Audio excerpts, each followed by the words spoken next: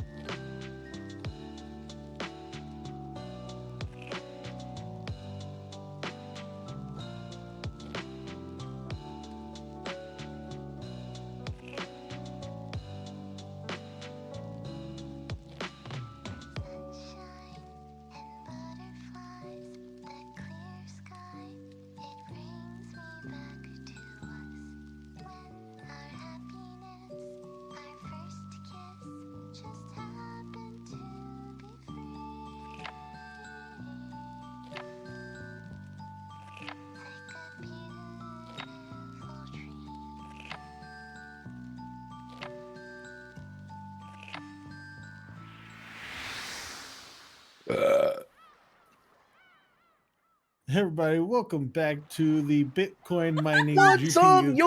conference. Today we're going to be Tom. teaching you how to trick the players of video games into mining Bitcoin for you. Holy shit. Welcome to the Today's Tea Party guest- chat. Today's Tea Party topic, the war in Iran. Whoa. Today we're going to talk about bunker buster missiles and why we need to make more in your backyard. Beatrice Everybody- Netanyahu. Hi, everybody. Welcome to talking about- UMINEKO. Keep Rokkenjima independent. It was promised to us. The Ushiramiya gold was promised to us 3,000 years ago. I swear to God. Totally. Hi, everybody. It's UMINEKO time. You have long awaited more UMINEKO time, and we've brought it to you. Last time we met Dylanor. Yeah, Delaner. Delaner. Yeah. I'm glad that we made them German. That was funny. But dude. Yeah, we're in a heated battle of wits right now because Natsuhi's coming under fire. She's coming. She's coming everywhere. in fire. And Oh my God. Kinzo is hiding under the bed. If you come fire, please see a doctor. Exactly If, what I remember. Dude, wouldn't it be really funny if cum was white instead of red, or what? Would that be like crazy? If cum was white instead of red? Yeah, instead of red. Wait, Wouldn't that be crazy? what? yeah, dude. Ha, ha. I think you should get that checked I out. have diseases. What do you mean? Diseases. My cum is perfectly normal. Excuse me? If You Come Blood is a great song. Who made that? Whose song is that, bro? That does sound like a good name for a song. Also, I wouldn't put it past the demon. So lore accurate, I suppose. Lore accurate. Come blood. Cannibal Corpse. Wow, that's fire. So, this is when Erica, accused Natsuhi of being the culprit, right? As is the obvious setup here. Hold on, I have a question. If I'm here with you two by your character's lores, what does that make me? Am I just some mortal y'all kidnapped? My how does lore this work? is that I just open up a portal and set a space in the clouds for people to chill. Which is totally blaspheming, by the way. Don't worry about it. I'm learning. So- I'm learning new things. You're lucky that's that what I'm I'm not here telling on you. Well, thanks. Like some fucking square. You know, yeah, I wouldn't think a fucking demon would tattletale.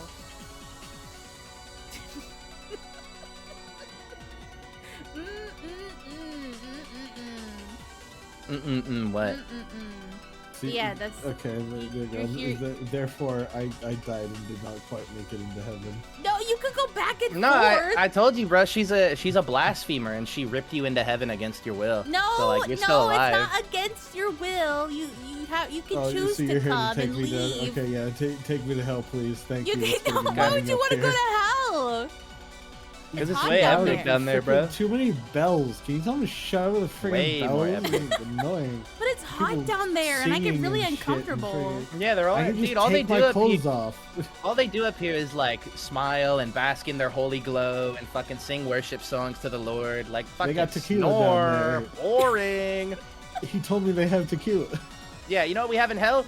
Drinking, drugs, gay sex.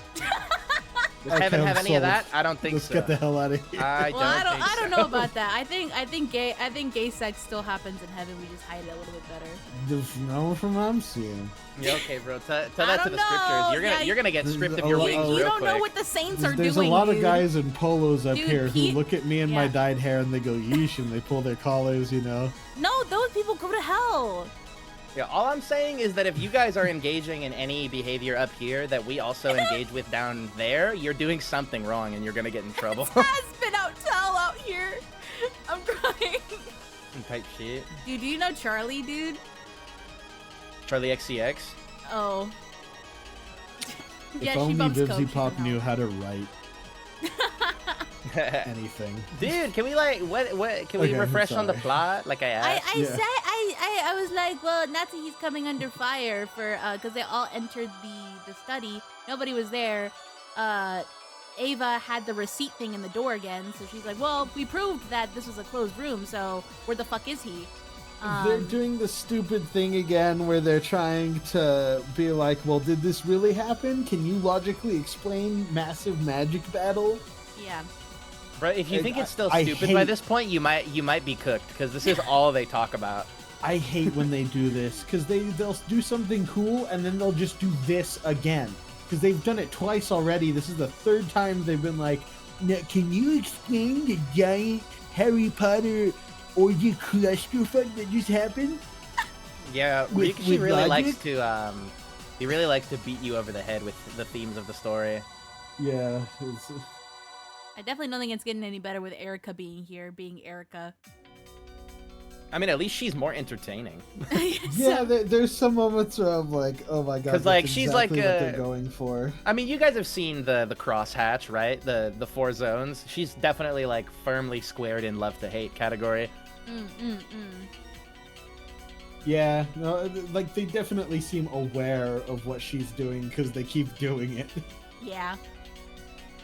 Oh yeah, because technically, this character specifically, like, as opposed to Burn Castle, is pretty much in direct reference to Rika from Higurashi.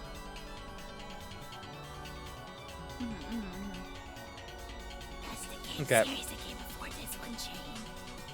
Yeah, everybody's gonna be really mad at us, Shane, because we haven't read Higu. You guys talk about it like every other episode. Okay. Let me have this talk. Yeah. She's probably gonna make us do that one too. Oh god, please no. Dude, I mean, a lot of people think Higu is like way better than this one, but that's because fandom can never agree. But whatever. Definitely okay, are we starting now? Yep. Yeah, no, I'm ready. I've been ready. Yeah, bro. I know, we've just been chit-chatting. Natsuhi-san, let me ask again. Last night, you're sure you spoke with Ushiromiya Kinzo-san, right? No. Yes. I have said repeatedly that I came to deliver a report for the day and to say goodnight. This may be a strange thing to ask, but since it's needed to prove your innocence, please answer me straightforwardly. This Kinzo you speak of is the Ushiromiya Kinzo-san we all know of, right? It isn't a different person or something with the same name, is it? I'm not really sure what you mean. It's like this. You didn't, for instance, start calling this room itself Father after Father's death, right? That's what she's asking. You said you gave a daily report to Father before he went to sleep, right? That doesn't mean you gave a daily report to the wall here all by yourself. Inside the study called Father, right? How rude! Nothing of the sort happened! Father is Father! He is in good health! And I most certainly gave him a report and said goodnight to him last night! I'm not trying to trick you or talk my way out of anything! I see. In that case, can you repeat what I'm about to say? If you aren't tricking or deceiving us in any way, you should be able to do it. Fine. Repeat whatever you want. Repeat it. Ushiromiya Natsuhi did, at 2300 hours last night, speak with Ushiromiya Kinzo while in the same room as him. This room. Ushiromiya Natsuhi did, at 2300 last night, speak with Ushiromiya Kinzo while in the same room as him. This room. Good. Then I'll ask one last thing. Seriously now, Natsuhi-san. You didn't do anything like throwing Kinzo-san out the window after your conversation and locking the window behind him, right? Because everything still makes sense if you did. Why would I want to chase Father out the window? How would This she is throw his intolerable. fat ass out the window? Exactly. This mockery is intolerable. I mean, who cares, bro? He still could have, like, suicided out the window. Gertrude. Shane, you were Gertrude, by the way, if you forgot. Oh, I was? Okay. Yeah, you were doing German lady I was accent. the sexy German lady. Please allow me to speak. Let it be said that for Natsuhi refers to Kinzo, she means Ushiromiya Kinzo and nothing else. Please, allow me to speak. Natsuhi claims to have met face-to-face with Kinzo in the study at 2300.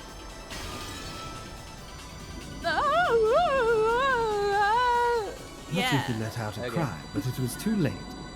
She had been totally suckered in by the provocation.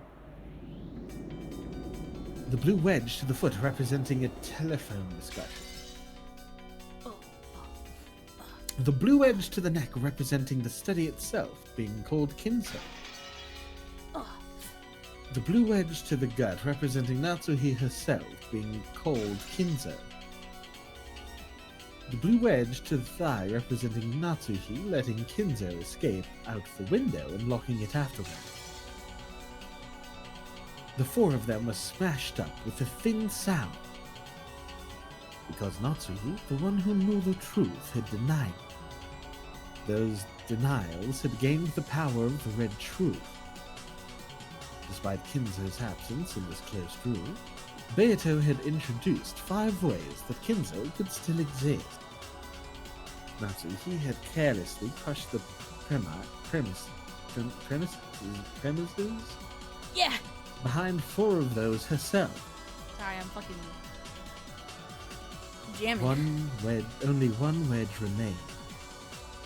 In other words, this was the last blue truth that could bury the contradiction of Kinzo existing in the study at 2300, but not existing there later, after it became a closed room. There was only a theory that pierced Delanor's chest. Kinzo was hiding somewhere in this room.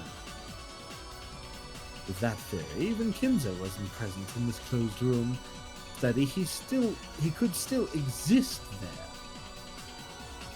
If this wedge of Satan's were to be crushed, their chances of escaping this room would become hopelessly dim. Beatrice-sama, quickly, escape while you still can. Yeah, she's crying, pussy. Delanor slowly grasped the final wedge, which still pierced her chest. Apparently, that vice-like grip was hurting Satan, as though all the bones in her body were being broken. All that remains is this one wedge. She mocked the fuck out of the camera. Yeah. She's a true Sigma. Holy shit. It was about Kinzo hiding somewhere in this room, correct? As the detective, I've searched all of those places. If I didn't find him, just where could he be hiding?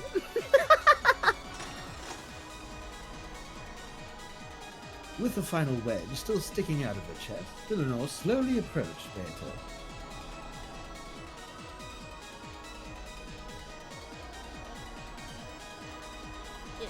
This wedge That's was taken definitely out, not the then... narrator. Who is it? Allow Yeah, then who me would it to be? ask, just where in this study is Kinzo hiding? Well then, maybe he's under the bed. That's what I said! A check of that place has been finished. Oh. Maybe he's in the bathtub. Brother. A check of that place has been finished. You're really grasping at straws here. He exploded with tiny bombs! There were bombs in his With food. tiny He's bombs! dead. Inside the closet! Under the desk! Behind the curtains! A check of that place has been finished. Check finished. Check finished. Oh. I love it when they throw the PNGs around. Oh my god, that has to be new. I don't remember that face. No, we've seen that too. I don't know. I think we've seen that one. We definitely have. We haven't seen it that often, but I think we've seen it before. Behind the bookshelf. Behind the closet. Under the carpet. Under the floor. Above the ceiling. Behind the wallpaper. In my inside the butthole. sofa, inside the chair, inside the bed, inside the blankets, inside the walls, inside a rock, inside a what crag, rock? inside the room. Hi, Greg. Welcome. That's my goat. Never stop coping.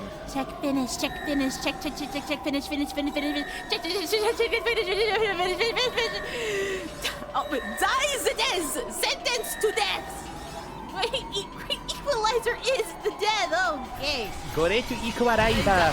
Okay, so he can program cool moments with the CG like that and floating text, but he can't label things. No, it's not him, it's the modders. It's the mod, unfortunately.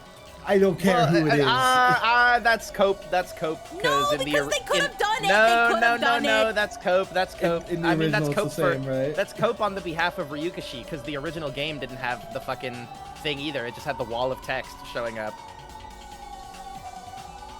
Why? Why could he not have just said name? Who's speaking, please? I don't know, bro. I don't know. The mod is actually an overall improvement, because in the original game, it never tells you directly who's talking. You just have to infer. No locations would work against Dillenor by this point. Dillenor took Beato's final desperate onslaught head-on, turning everything back with a far stronger power of denial. Her whole job is to just be like, nuh-uh, nuh-uh. Who is talking? Erica? I think that's her, yeah, I think it's... Okay, sure. Beat them up! Knock them down with overwhelming force! No longer does any place exist in this study for Kinzo to escape to! Beato was blown back by... Beato had her back blown the fuck out. Beato's back was blown out like a leaf dancing in the wind, knocked around over and over again like an empty can lying on a road. By now, no matter how many times Beato used the blue truth, it wouldn't be able to defeat Delanor's red. You can't defeat the red deer. Witches are so pathetic! You just try to walk your way out of things endlessly, trying to confuse the truth. Let me borrow Dillenor's words. I'm disappointed, Beatrice-san.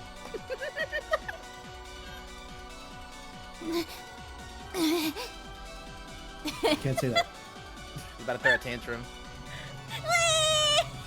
Erica coldly delivered these decisive words to Beato, who was crawling on the ground. Detective's authority. The detective has the right to inspect all crime scenes. I have exercised this right. Therefore, I can say this. Kinzo-san is not inside this room. Furthermore, this room is a perfect closed room. From the two above points, I can state this fact. This room was empty the whole time. Natsuhi-san lied about having met Kinzo-san here last night. That makes this checkmate, Beatrice-san.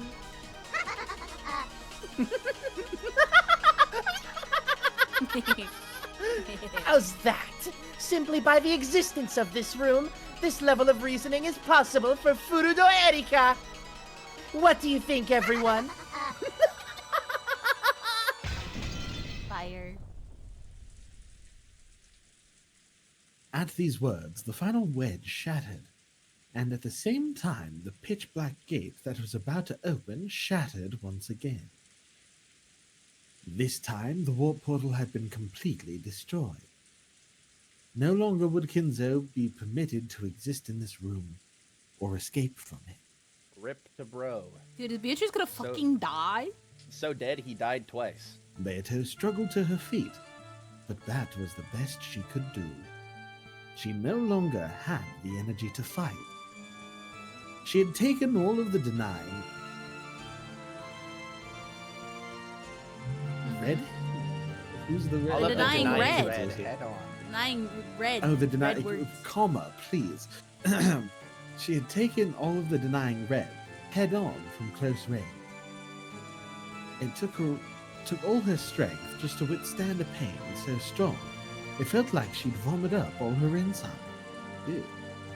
Even Beato, who was always aimed for the title of strongest and most evil witch, couldn't do a thing against a witch hunter.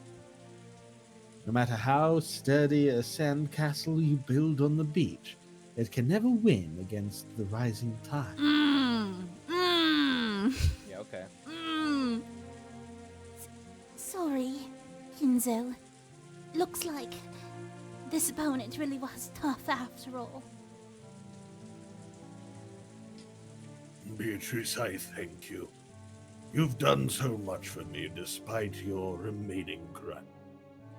I guess it's true that your life flashes by when you see death coming. I've remembered how you once looked when you were young. You were annoyingly like Battler. That's not weird. That's not a complex. No, couldn't be. Oh no! I now pass everything, my soul and qualifications of Oh. head to Battler. What? To Battler. Okay. I no longer have any regrets. Complex? Go I off, find it grandson. simple, but, I find it quite simple, actually. It is quite simple. She wants that intergenerational Ushiromiya sandwich. The duh. Damn. Battler, my apologies. How pitiful. Though I swore to fight with you once again, I must settle my accounts like this. Hey. Oh. To Beato, it seemed as though Battler had met her gaze. There was no way he could have. Anyway. This Battler was the peace Battler. There was no way he could see Beato in this higher level world. I'm telling you, she's being like reincarnated into this other Beatrice. However, his eyes really did meet hers. Even though they couldn't have, Beato was sure they did. As Erika, Eva, and the others closed in on Natsuhi, questioning her over and over, only Battler stood apart from that tumult. His expression held none of the enthusiasm and excitement that the other humans had. It just piercingly and coldly surveyed the scene. And the expression on his face was a quiet displeasure, anger. He was feeling compassion for Natsuhi because her lie was about to be exposed. However, he couldn't excuse Erika, a self-proclaimed... Oh, they're going to make me say it. Yep. A self-proclaimed intellectual rapist. Yay!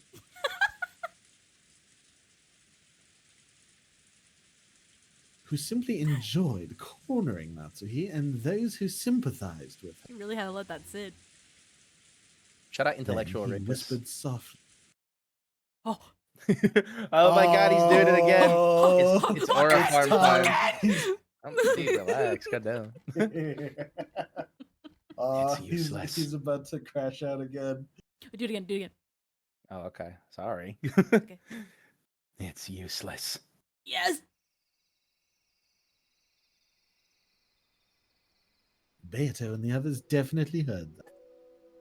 You don't think Battler might turn things around from this weakened position? Never underestimate bro's ability to bullshit. I probably could have done it back in the day, and Battler could probably do it. So young and virile. Battler, if you are indeed the man who will inherit everything from me, now is the time to prove it. Don't let the legend of the Golden Witch end here. Dude, this is a new track? Sounds like it. It's like jungle beats. Yeah. It's true I met Father here last night. It's true! And he spoke to me of the Ushinomiya family's glorious history, as well as the burden of bearing it. Your lie has been exposed already, Natsuhi-san. We already know that you were alone in this room last night. Isn't it about time to give up and confess? Culprits who are bad at giving up tend to go with bad mystery novels. At least in the end, please prove that this is a slightly better third-rate mystery than that. Ah, it's useless. It's all useless. Battler, who had been silently off by himself until then, spoke. At first, it sounded as though he was attacking Natsuki. However, when Erika realized he was glaring directly at her, her expression visibly clouded with displeasure. And just what are you calling useless? If this is a third-rate mystery, then the detective's third-rate too. Oh! Hey, Listen up. I'm gonna become grandfather. Wait. Battler? You'll become Kinzo-san? Are you saying you'll become Kinzo-san and reenact his disappearance from this room? Do you actually intend to deny my checkmate? Fool! What is this man saying? Oh, hey! Type shit. What the Hey, fuck? new girl. This here's your first game, right? Sorry, but it's totally useless to call checkmate after a little something like that. Yeah, it's all useless. What the fuck? What are you talking about, Battler? You say you'll become dad? Yeah, I'll reenact it. I'll become grandfather and disappear from this room. You can't use the windows or the door, right? How would you do it? What did I forget what I did again? Every street. It's because you keep changing it. He was Italian last time. Okay, I'll just keep it. I'll just keep Stick it with like the that. Italian, bro. Did you find the hidden door? I don't have a clue either. Yes, not a clue. You escaped using macro. Russell. That sound wasn't just the noise of onlookers fidgeting.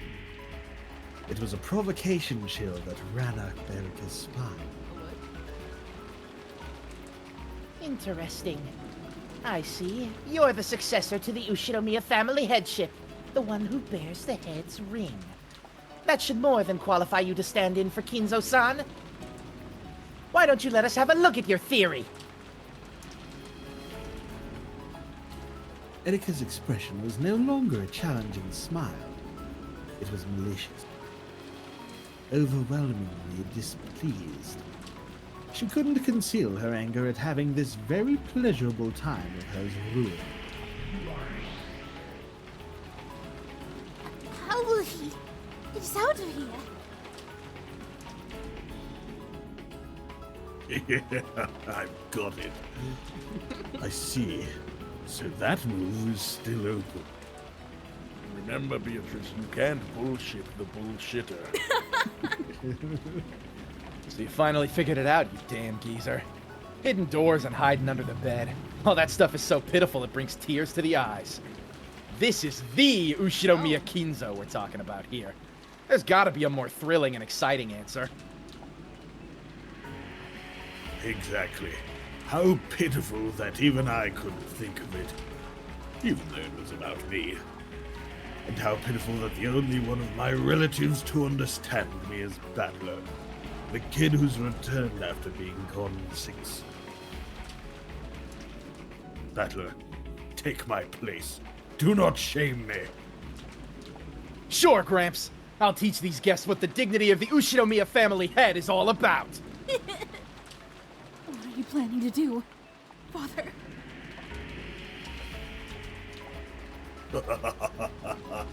Not to hear, Beatrice. Watch. We'll show you what being the Ushinomiya family head truly entails. That battler. What's he trying to prove? There's no way he can do anything. This is a perfect closed room.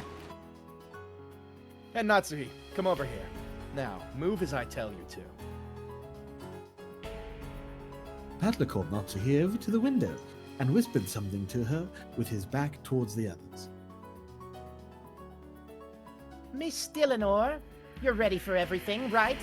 It's not possible for Kinzo and the witch to slip out of this room, right? Of course. Gertrude, Cornelia, and the palace guards.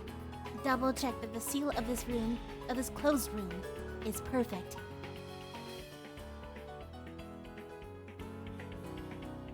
Please allow me to speak. Our barrier is perfect. Allow me to speak. There are no hidden doors, and escape will not be granted through either door or window. Palace guards, when battler engages the barrier, fire arrows without hesitation.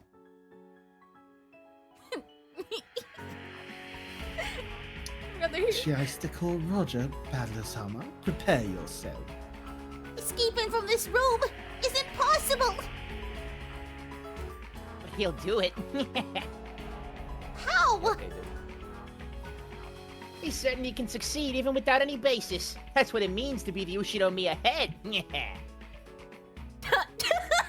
True. I'm here as well.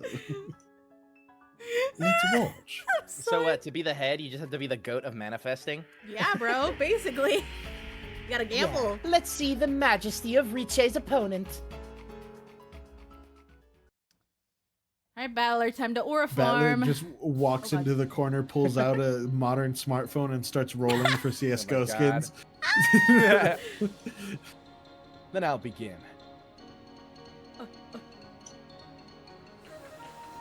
Everyone nodded and watched Battler's every move. Grandfather was lying in bed like this, grunting his understanding of Aunt Natsuhi's daily report or whatever. Battler laid down on the bed himself. As if it still mattered now, Erica grumbled about disturbing the crime scene, but no one listened to her. Wow. Yeah, fuck you, Erica. Then, I stop answering and sleep.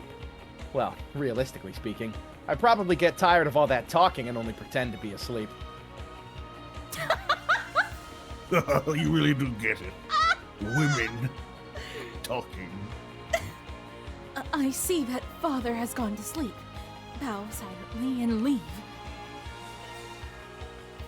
Natsuhi lowered her head to Battler, who was lying down in the bed, and turned around. Then she started wandering around as though doing an inspection of the room. After seeing that grandfather was asleep, Aunt Natsuhi probably did an inspection of the room before leaving. Of course, she had Shen and Chan and the others clean it every day, but she still checked it thoroughly herself, making sure there was no dust piling up. Making sure she hadn't run out of any consumables. Yes, this is the room of the precious family head, so I check everything carefully myself instead of relying entirely on the servants. I always do that. That's true. Madam usually checks things very carefully. Her inspections are very detailed, and she even checks all of the consumables in the washroom one by one. In other words, we aren't just talking dust on the windowsill like you see all the time on TV. She checks to see that there's enough soap and toilet paper in the washroom. Though she probably doesn't have to do it each day, she's very devoted. That is my routine. I mustn't slack off in my inspection of the head's room for even a single day. So what's your point? Please keep any showing off to a minimum. Oh, it's fine. It's fine when you do it, though. Isn't getting to show off the biggest perk to being a detective? But I'm the detective. Since we're inside the study, you can probably tell. But even though we call it a study, it wouldn't be wrong to call it a second house inside the mansion.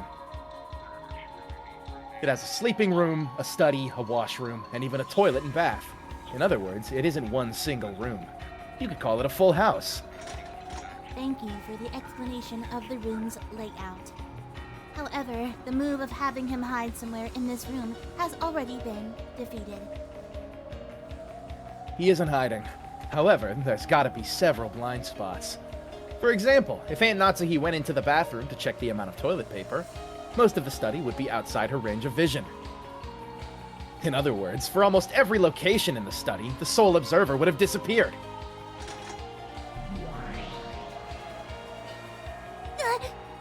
Observe a disappearance! We lost track of Kinzo! Let it be said that the witch's darkness is filling the study. Excellent. Watch as it fills with the power of darkness.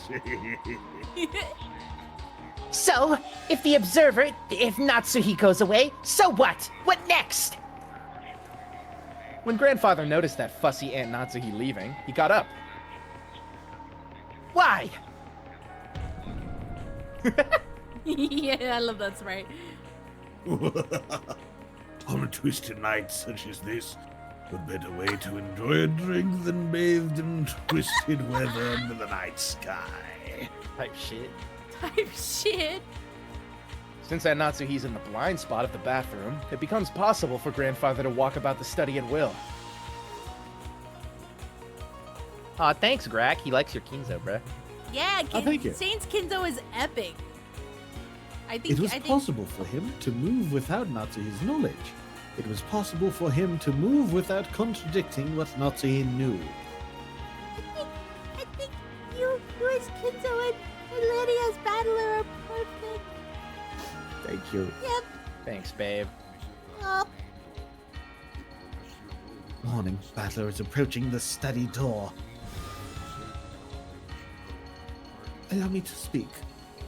A noise rings out when the lock on the study door is released. Knowing that, you cannot leave through the door without Natsuhi thinking something was odd. Yes. Because Battler had acted as though he was heading for the door, Gertrude, who was sealing the door, immediately sent out a warning. Maybe it was possible for him to leave the study while in Natsuhi's blind spot. However...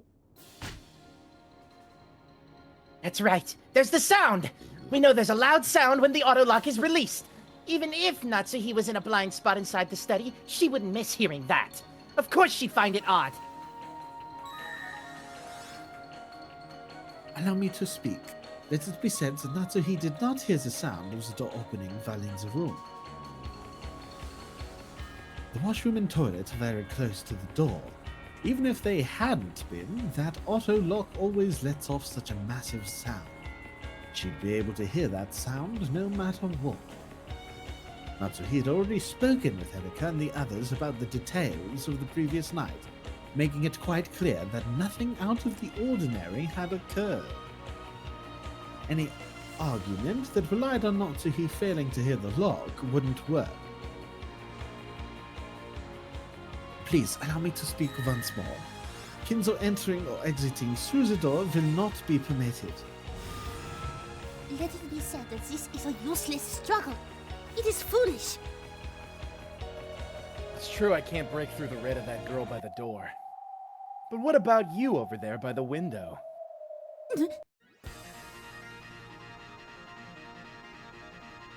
Turning back to Gertrude, claimed that leaving through the door was impossible.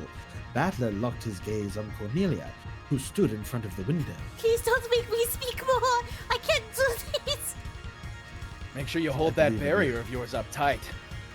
Because you're gonna be blasted away. Okay? By now, Battler's target was clear. It was Cornelia. It was the window. He was going to smash this closed room from the window. And he was going to do it inappropriately, not expecting to be chosen as the target herself.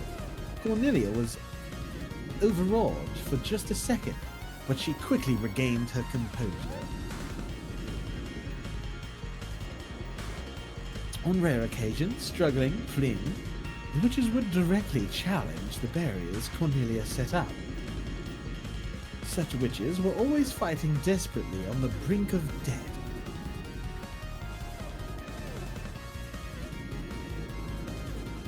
Please, allow me to speak. You are Battler's target, Cornelia. Oh, good. I ask that you please be on your guard. Fool! Fool! Gods have pity on this foolish and keep going into British. Oh, God!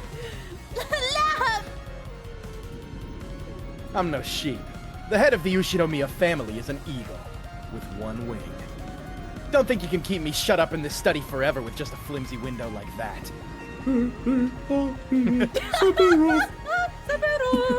Oh God! Starting from a low posture, both silent supple. and supple. Supple? Battler ran forward like a white leopard. What the fuck? Whoa! Why are we specifying weird things? This guy couldn't possibly mean to. Uh, I was about to jump out the window at full speed. Allow me to speak.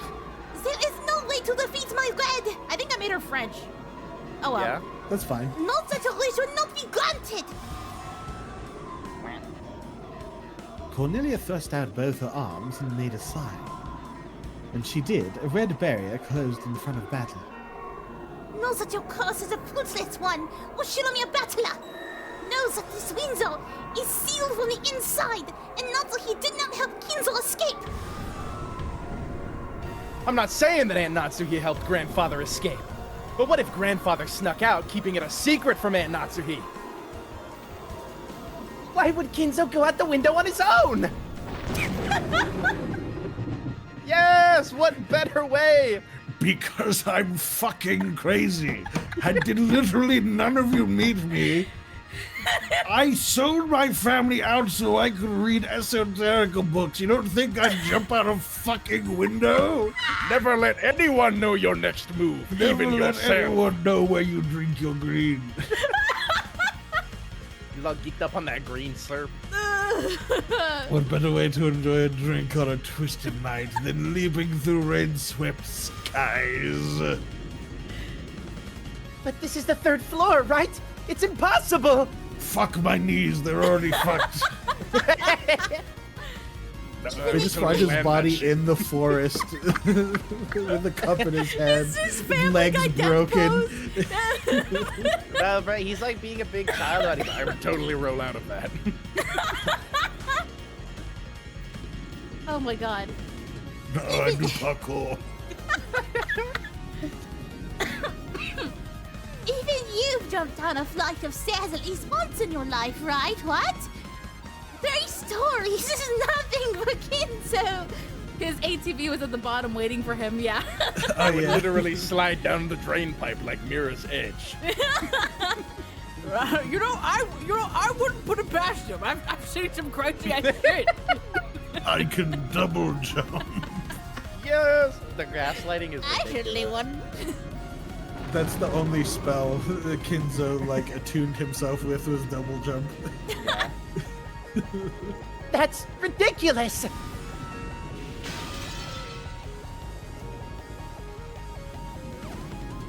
Blue crags appeared in Cornelius' red barrier, and it shattered with a crisp sound. It was all far too quick. It looked almost as though she'd gotten out of the way herself in fear of Battler.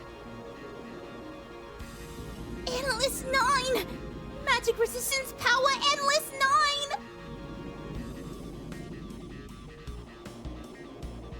Cornelius Hammer, you cannot block it. Retreat! At the same time the barrier shattered, the window behind Cornelia's back was flung open. The curtains fluttered for just an instant.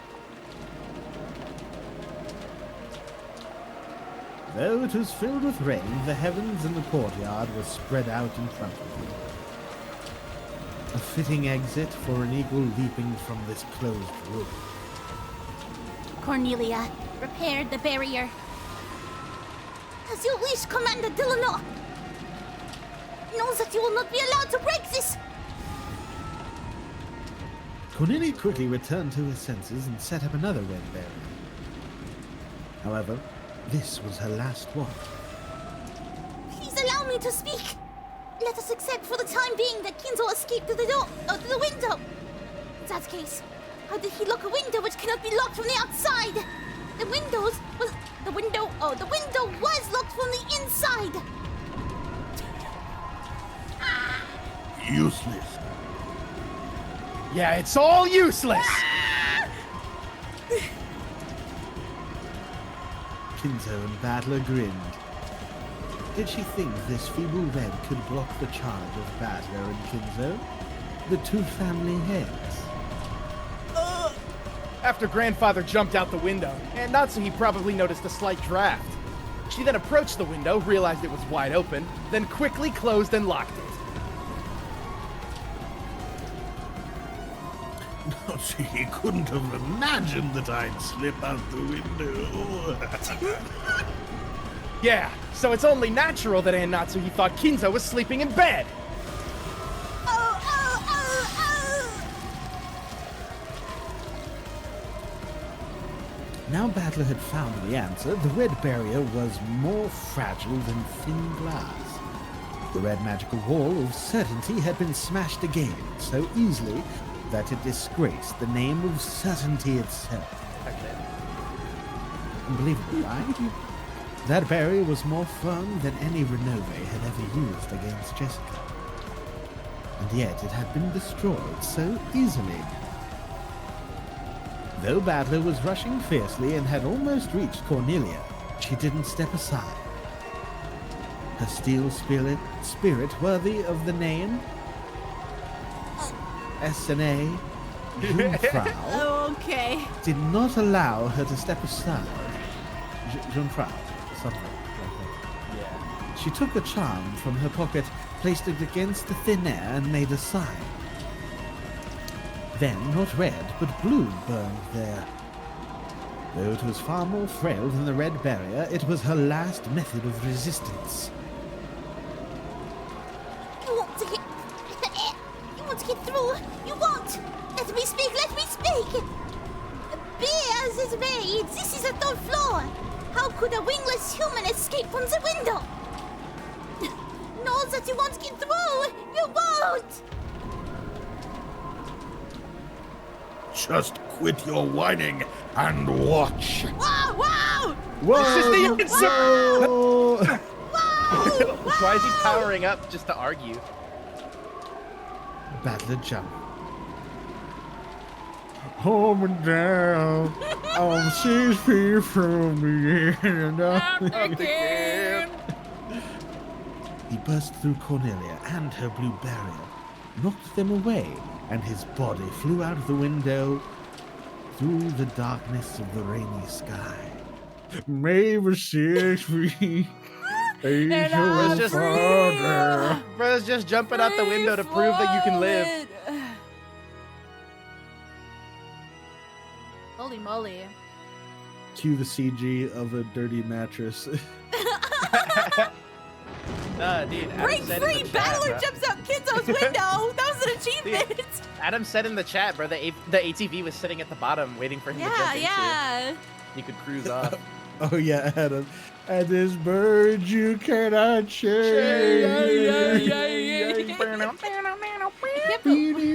We got an achievement for that. Yeah, dude. The fragments of the blue scattered, beautifully adorning the surrounding air. The closed room had been smashed open. Battler flew out of the mansion. Through the sky Oh, okay. above the rainy courtyard, all the raindrops became small round gems and were scattered through the air. Battler flew across the treasure box world of that exquisite stormy sky through the countless gems of rain that filled it.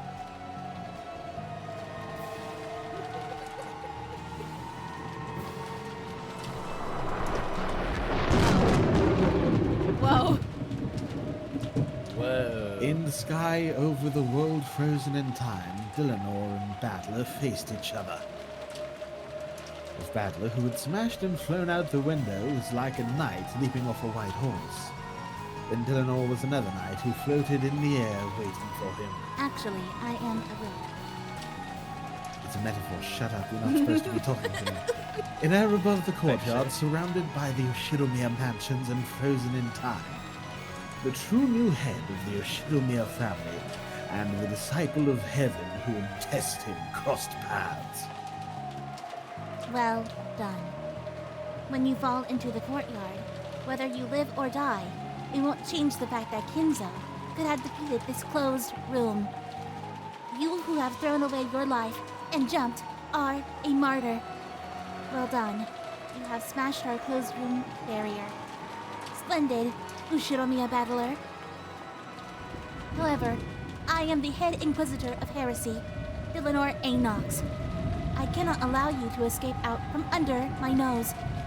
Now, at the end, allow me the honor of crossing swords with you. Sure, bring it on. This game is surprisingly unrelenting.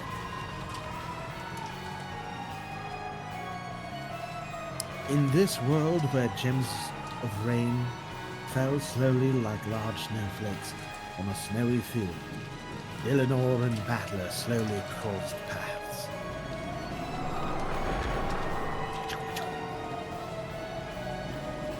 It seemed slow, and yet it happened in a flash.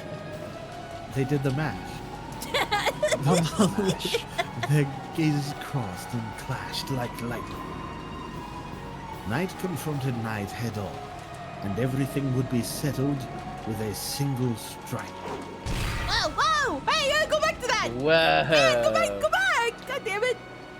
No, you can't back it up. Fuck! Man. I wanted to see that. Blue and red crossed paths. Show me again. Was it shown beforehand that a blind spot existed within the study for Natsuki? If it wasn't shown, this theory will not be permitted. Nox's eighth. It is forbidden for the case to be resolved with clues that are not presented.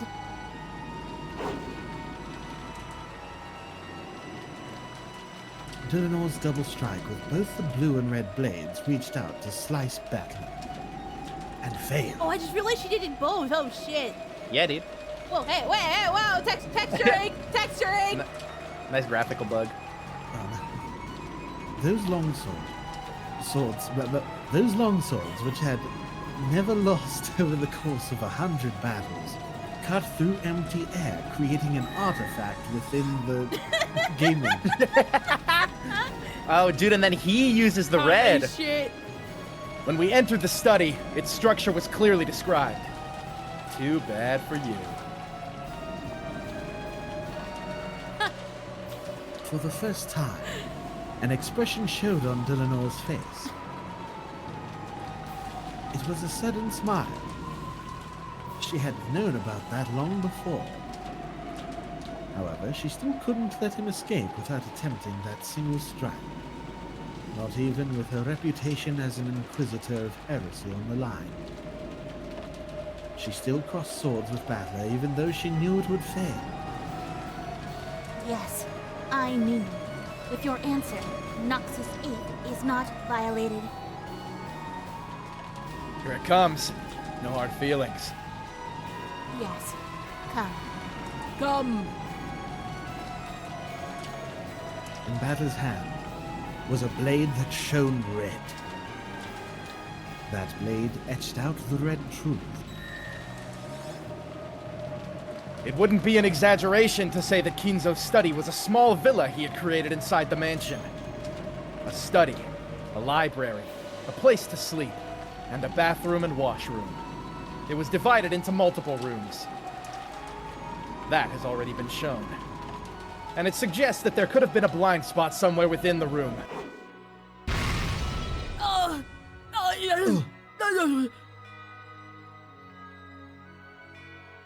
Without any mercy, no, without any reluctance, which would have been dishonorable, the sword of red truth cut into Delanar. It cut a beautiful hemisphere through the countless gems of rain that filled the sky.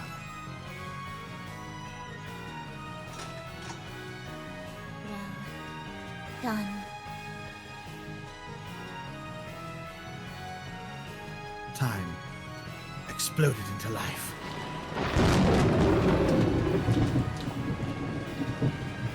Both of them fell through the courtyard. One drifted down, the other tumbled through the air. Then there was a soft sound and a dull thud. The first was the sound of Battler landing gently in the courtyard. Oh god. The second was the sound of Duranar crashing down.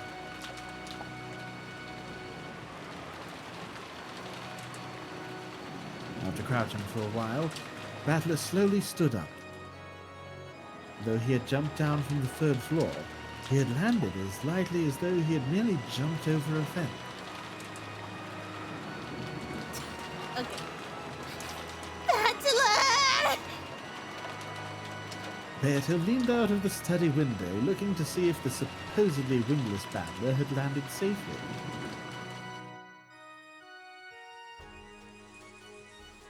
Anso! Come on, jump! Huh? That window is our way out, so jump! You aren't the kind of witch who can be locked up inside a closed room, right? The study was no longer a closed room. She could jump from here, escape from here.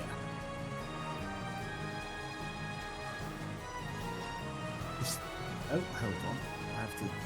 Holding. My pop out window. Damn you, Discord. Holding. Holding, I'm holding. holding. I'm holding. There it goes. Okay. I'm letting go. Discord decided to destroy my pop out window. What just the like freak? that.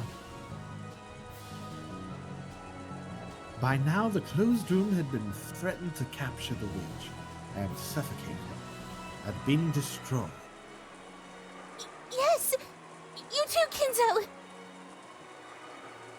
No. From the moment Battler showed his answer, my spirit had already escaped from this room. That's tough. Oh. That's tough as hell. Hold me now. 6 feet from the edge, and I'm thinking. Bro, he was like, I was never here. Kinzo's form became a cloud of gold butterflies and disappeared to the soundtrack of Creed. The closed room barrier had dissolved, and the power that denies magic had scattered. See, that's what I imagine Kinzo listens to. He listens to Creed, he listens to Three Doors Down. Oh, yeah. 3 doors down. He listens to Alice in Chains, of course. Right. Beata ran towards the window. That was the only exit from the closed room of this witch hunt.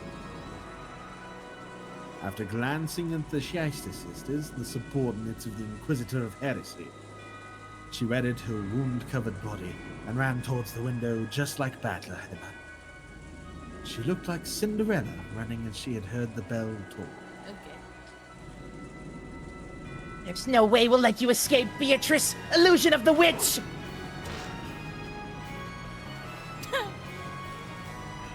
Erika flew at Beata, trying to latch on to Beata as she dashed. But it was like trying to catch smoke, and she landed face first on the floor.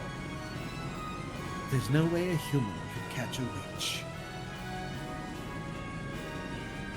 For one such as her, without love, even touching Beata was impossible. Yeistercore, shoot the witch! Shoot her dead! Alignment conflict, unable to fire. Allow me to speak. I have no barrier prepared that can block the butchers. Battler's butchers.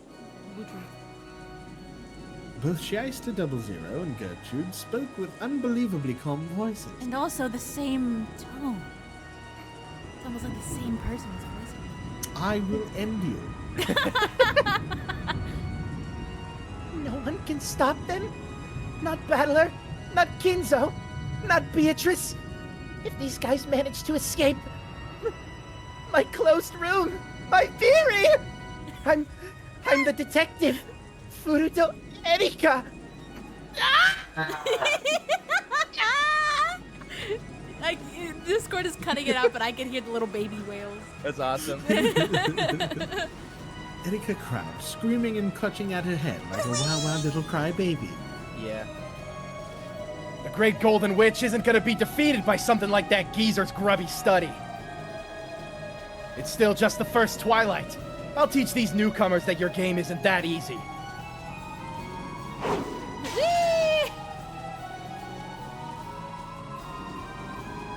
Just like Battler, Beata also flew. I beg your fucking pardon? Without love, bitch! Without love, bitch!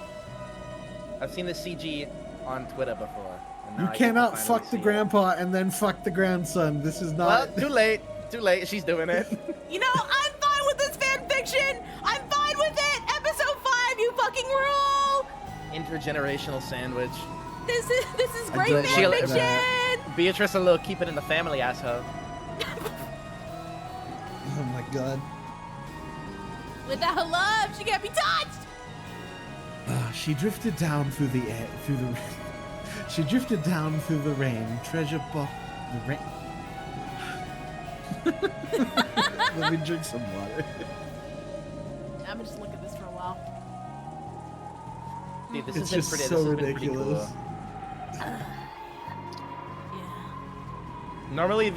Normally like the exchanges of like blue and red can be kind of like drawn out sometimes, but this is kind of tight. She's 1,000 years old. It's kind of inevitable. I mean, when you're loyal to one family, I guess to a degree it kind of is. I am inevitable. Oh, goodbye. Oh, apparently I left the collab. Goodbye. You left. I'm gone now. Goodbye. She just. Oh, hold on. Immediately, if I'm lit again. Hold on. And then have another sip. Oh, don't tell me they're doing maintenance on the servers. No, on the VTube Studio servers? No, don't tell me. That would suck bad. That would suck awful. Quick, somebody tell Iron Mouse. Iron Mouse. He has no say. Well, she could. She has stock. She has stock. Does she in actually? VT She has stock Studio? in. I think In the she, company? yeah, no, I think she recently said The that. Yeah, collab is she's open like again. bought an investor in I'm working on YouTube it. Studio. I think I'm back.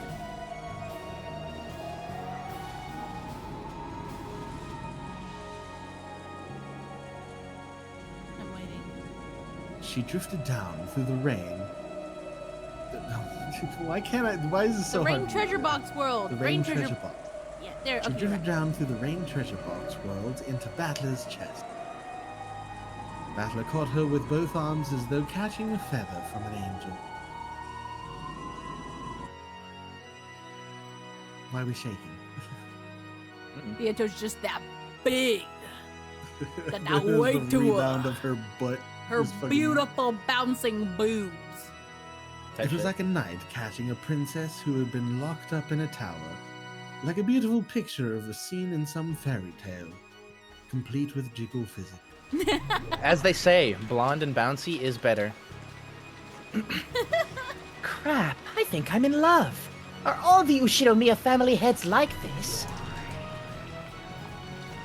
You were to write down the unprecedented feats of Oshinomiya Kinzo, you would probably have had an uproarious tale longer than all the grimoires in the study put together.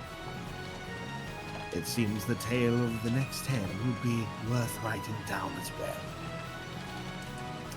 In fact, it is already being written. It's already a very, very long tale. Very long, perhaps 400 hours, give or take. Yes, so many episodes. Interesting that he said that. It's already being written. The demons giggled on top of the roof, holding umbrellas. Then quietly looked down over the two in the courtyard.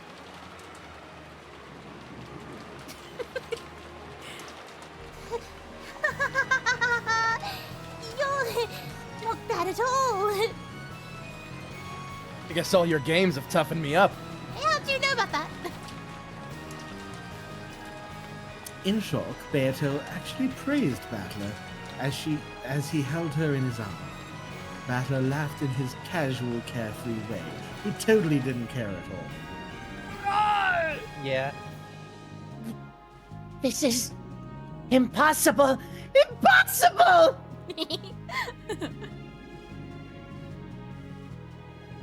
Erika looked down from the window She's and tweaking, bro. clenched her teeth, still clutching at her hand.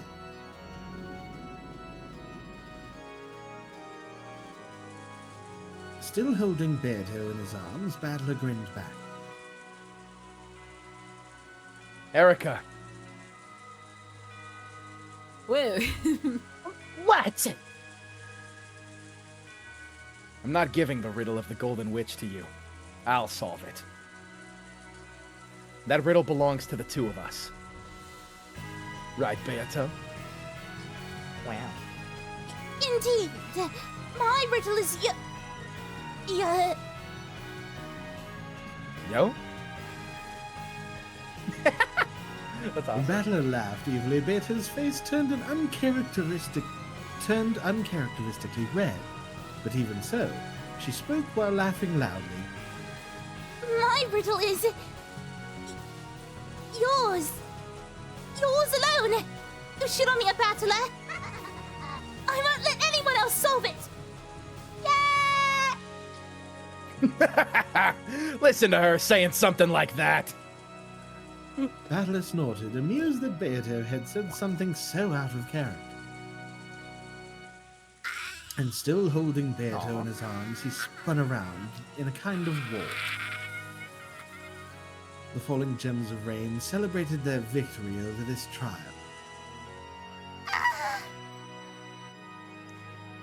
He jumped down from the 3rd story, and he's all right. He jumped down and escaped from the closed room. This is ridiculous. This isn't reasoning. It's insane. If Battler had at least been seriously injured and writhing in the mud, Erika still might have had some ground to stand on. She might have been able to claim that Kinzo couldn't have jumped down with his old body and gotten away unscathed. However, Battler stood calmly in the courtyard, looking up at Erika with the dignity of the victor. Everyone, I'll ask one more time. This is impossible, right? There's no way a human could jump down from a 3rd story and land unharmed. Isn't that right, everyone? Much less Kinzo-san jumping down from the 3rd floor at his age. This isn't reasoning. Erika tried to get everyone's agreement and somehow turn things around, but their responses were no different from how they'd been a short while ago. No, that's just possible. Yep. Can They there just be start. faith? They start I saying the wouldn't same put it shit. Like, past no, me. he totally would have rolled out of that. Yeah, no, he totally would have rolled out of that, guys. I mean, No, he just gotta totally press would. X. He totally would have rolled out of that. you just gotta double tap A when you're about to land, right? Now, I know it's a little dangerous, but I've heard he has the ability to double jump. What? Is there something wrong with your heads? With your brains, people? At any rate, it looks like your closed room argument wasn't perfect. Oh, she's mad as fuck. fucking lemon grab. Whatever. Like, Oh yeah. Unacceptable! unacceptable. Honestly, the voice I'm doing for her is kind of Yeah. lemon grabby. At least the angry version.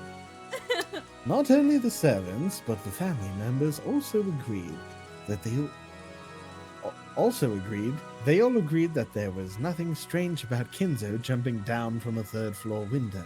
Tai Chi. Who I assume dat? this is her.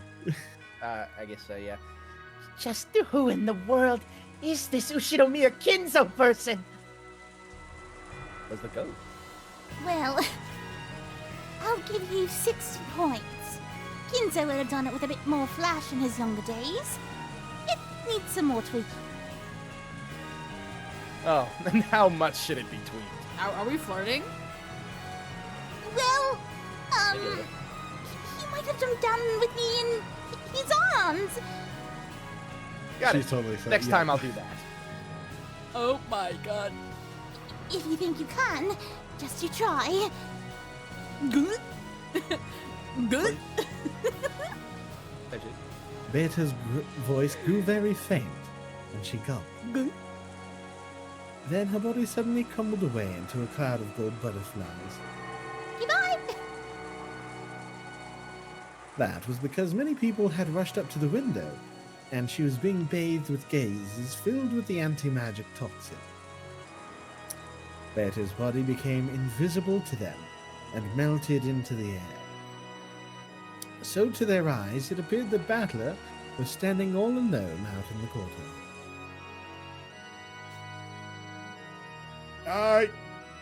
My child, are you dead? It looks like he's fine. Thank goodness. Okay. Yeah. That's Okay, fine I'm then. still here. I have lost. In that case, for the benefit of those people in the study as well, deliver your final blow to me. Use your final blue truth to show how Kinzo escaped from the closed room of that study. There was no pain in Delanor's expression. Pleasure and pain never showed up on her face in the first place. However, she was only barely able to rise to her feet, using her long sword as a crutch, so it was easy to guess at how heavily she'd been damaged. And despite her lack of an expression, you could tell that this was a loss she could accept. Battler and Delanor turned to face each other. Here I go. Yes, come. As though readying herself, Delanor quietly closed her eyes, but she still stood tall and maintained an air of dignity. This is my blue truth.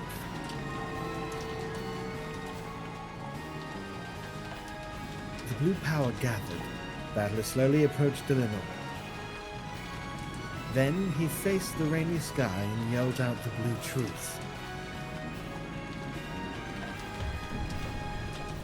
Ushinomiya Kinzo escaped from the study through the window when Aunt Natsuhi couldn't see him. Aunt Natsuhi didn't notice and locked the window. In this way, Aunt Natsuhi saw Grandfather go to bed, yet Grandfather was able to escape from the study without contradicting the lock of the window or the door sealed by the receipt. I've just demonstrated that it was physically possible for him to escape. Therefore, this battle is over! The blue wedge flashed through the courtyard along with a blue bolt of lightning, roaring down towards Delanor's forehead as she stared up at the sky.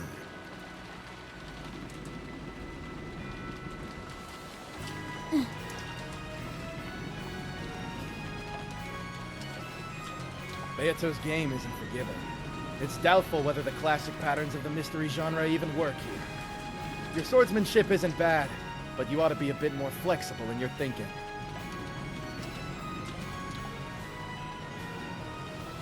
A massive blue wedge that looked like a pillar was above Delanor's forehead,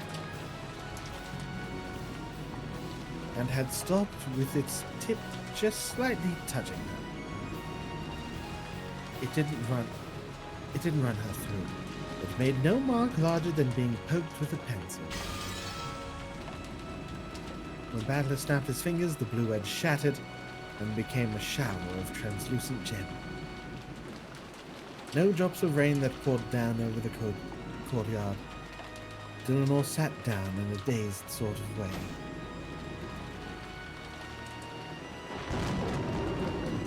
Amidst the thunder and the rain, successor to the Ushinomiya family, the Ushinomiya family headship, faced the people staring down from the study and spread his arms wide.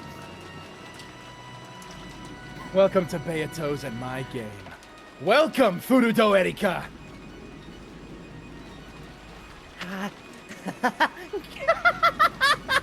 How amusing, Ushinomiya Battler! Good, truly good! I'll chew it to bits, this riddle of the witch, all the way deep into its guts while it's still alive! I didn't want to pause the hype to tell you that you were gone once again. Yeah, I know, I can't connect to the Steam servers. What the fuck? We're cooked. Battler and Beato looked calmly up at Erika, who couldn't contain her evil laugh. I was gonna say exactly freaking. You know who'd be proud right now, George. Yeah. But unfortunately, he did. Yeah. Yeah, rip George.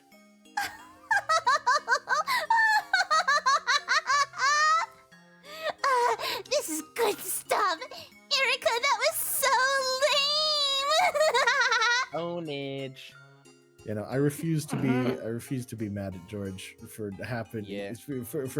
for happening to like someone. George tiny apology bit tour younger than number him. 7,000 from us. I did nothing wrong. It's stupid that We're people George think he's Glazers. problematic. It's We're his stupid. Glazers. All three of us are Type the shit. George Glazer squad. Yeah, pretty much. Lady Burncastle, my apologies. You fucking suck. That look on your face. It's so incredibly laughable that I'd like to smash it and put a frame around it. My double is so pathetic, lame. No! Yeah, was she making fun of her own Yeah, bro. Straight up. Straight up. That's pretty Straight accurate. up, not straight gonna up. lie. Bathed in the sneers of Berncastel, a being who was like a mother to her, Erika was so ashamed that it looked as though she'd chew her lower lips to pieces. My OC sucks, actually. Someday, I'll definitely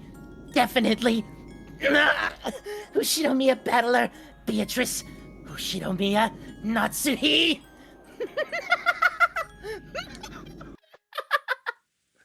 She's tweaking, bro. She's tweaking massively. This riddle is ours. I won't let anyone get in the way, Beatrice. Yes. Okay. All right. Let me touch your Freeze titties. frame! That is like literally every time I create a D&D character who's like just a pathetic little asshole. I'm like, come on, fail Type this, shit. please. Thanks for letting me do Erica, babe. I'm having the most wonderful time. I'm so glad you are. Holy shit, a lot of time She's passed. so funny, dude. She's so funny. Yeah, no, my OC is actually lame. Oh. In the golden, Oh, shit. In the golden land? Oh shit. Oh, it's raining She there. gonna come back to life, please. Holy shit. Beto. In the golden land, the quiet rain just kept on falling. In the arbor sat the sad witch, whose eyes had lost their glint, and Battler. Virgilia could also be seen there. She sat next to Beato, knitting quietly. Lambda Delta's game had passed the climax of the first twilight, and they were taking a short break. Gazing out at the golden rose garden soaked with rain, Battler considered the present, what was to come, and had happened so far. To Battler, the act of thinking itself was battle. Even with the game stopped and Beato unable to speak, he could still keep on fighting. Virgilia suddenly stopped her knitting. Battler noticed it too. Because though none should have been able to visit this rose garden, she had noticed a silhouette approaching. That's unusual. Not many people are capable of reaching this place. It's her.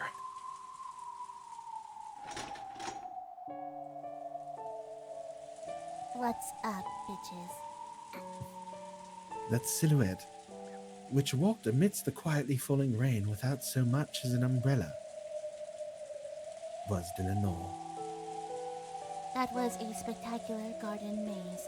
A splendid way to enjoy the roses. Why are you here? It's been some time, Mrs. Beatrice. No, wait. Now it's Mrs. Virgilia, is it not? Long time no see, Delanor. Come over here. We aren't ones to leave a guest out in the rain. Don't worry. She hasn't come to fight. You know her? She's one of my old friends from heaven. This really takes me back. That it does. Mrs. Virgilia possesses a deep knowledge in heavenly studies. No way that bitch made it to heaven. That's what I'm saying. Ain't no way. I have often argued with her over interpretations. Now that's new. I don't even see that one before. Yeah, I don't think so. My many intellectual adventures with you are quite enjoyable. I'd like to do it again sometime. Don't have to live there to study. She's visiting. Hey, I don't know, maybe She's a heaven otaku. I was gonna say maybe she doesn't mean friend who I met in heaven, just friend that I have who is from heaven. Yes, let's do it again sometime. I'd love to fight with you again.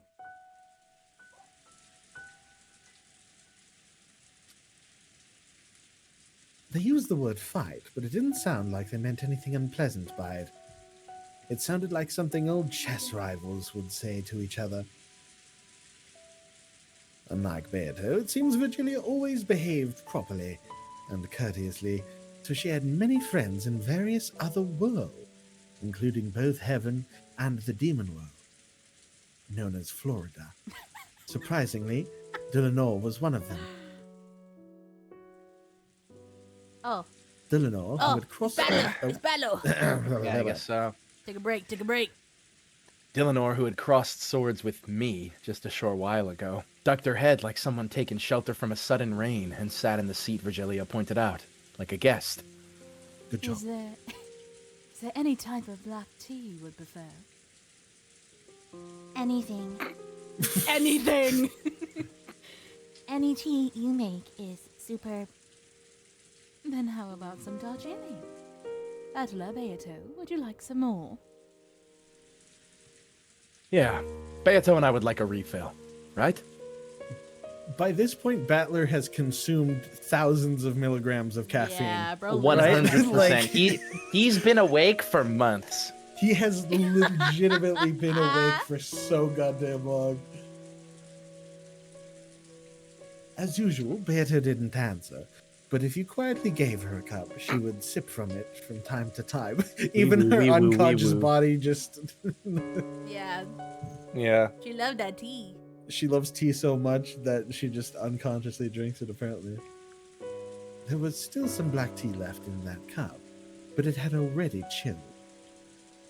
So Battler asked for a refill for Beato as well. I have heard the rumors.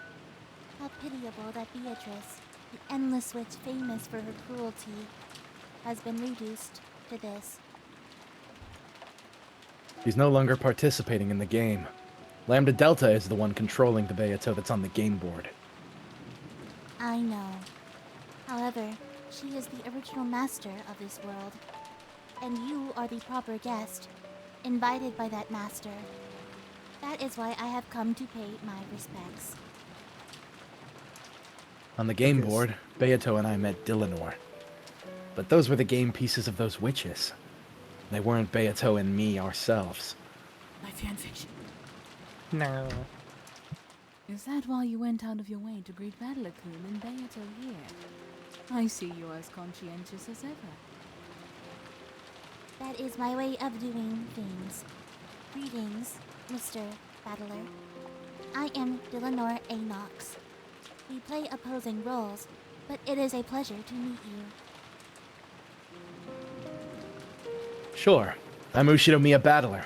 Pleased to meet you. Greetings, Miss Beatrice. I am Delanor Anox.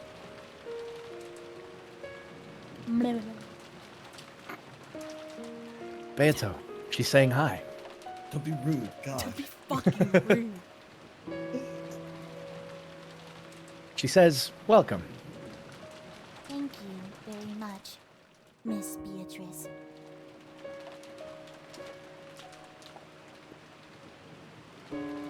The witch and the Inquisitor of Heresy, whose job it was to hunt witches, greeted each other around the tea table, surrounded by the aroma of black tea. It was a strange sight. Also, black tea per cup contains about 47 to 50 milligrams of caffeine. Battler has probably drinking several gallons at this point. Dude, how much of that is in Red Bull? How many Red Bull? How many equivalent of Red Bull? It depends. one It depends on the size of Red Bull, because it's like it's like For basic two Red Bull, small that's like ones. 4 cups of tea. Nice. No, dude. Like an 8-ounce Red Bull, the smallest size, that's like 2 cups of tea, and then a 16-ounce is like 4. Well, no, the small one is 200 milligrams. No, the small one is like 80. Hold on. What? Hold on. Hold on. Swear. What is Hold the on. 8 Hold ounce? on. Hold on. Swear to Satan, bro. 8 ounce. Hold on. 8 ounce Red Bull caffeine content. The 12 fluid ounces is 111. Oh, The 8 what am I is thinking of that has 77, 200? and the Yeah, see? 16 is 148. Yeah. Oh, okay, never mind. I know my Red Bull. If you couldn't tell, I it was gives you thinking wings. of monster. Okay. Virgilia made gold butterflies sprout from the palms of her hands and transformed them into a teapot and can of tea leaf. It was a very witch-like way to make tea, of course. She actually was a witch, so that sin Wow. wasn't particularly bizarre in itself. The witch made the tea very witchily, as if she was a witch making tea. As if she was a Magic witch. things happened in a magical land with magical people in it. Magic is real. It's Battler. It's bad. Okay. Me. Oh. Though I was a bit concerned about whether Dillinor, an Inquisitor of Heresy, could watch such a spectacle. Do not worry. I am not so boorish as to complain about how my tea is served. Even though the tea is being made with magic? There is a tea set hiding in the shadows, and Mrs. Virgilia is making us tea with it in secret. We interpret or judge that it was made with magic, as it is written as such in the tale. That interpretation is allowed by Nox's Ninth. Oh my. I do believe the interpretation of the ninth is such a delicate problem that it's viewed as a taboo, even in the Great Court. Even though it's just a personal opinion. If it became known that the head Inquisitor of Heresy said such a thing, you might be sad. No matter what interpretation I record it with, there are no lies in the taste of your tea. Therefore, I do not worry about how it was prepared. Ah, This shit is buzzing. straight up. Though she looked cold, she was a surprisingly tactful person. If Dillinor were to deny that the black tea had been prepared with magic, this magic would surely be crushed in an instant. However, the possibility had been presented that a tea set existed and had been used to make the tea normally. So the fact that Virgilia had made tea was, in the end, undisputed. Magic that hides the result in darkness is evil. I will not permit it. However, magic that enshrouds the process is not necessarily evil. My foe Okay. is evil itself, not magic. I see. The important thing is that you've been served some tea, so it's just common courtesy to avoid complaining about how it was made. That's right. When someone makes tea for you, it's common courtesy to be grateful. There's nothing elegant about pushing your way into the kitchen and criticizing how they brew it. Looking at customers of every coffee shop ever all the time. Exactly. Not enough cold foam, bro. Do it again. starts bawling. Hey, can I have the croissant thing? Croissant with the one with the cheese that's all thingy. Not enough Is shots she of vanilla Danish? syrup. Make it again, please.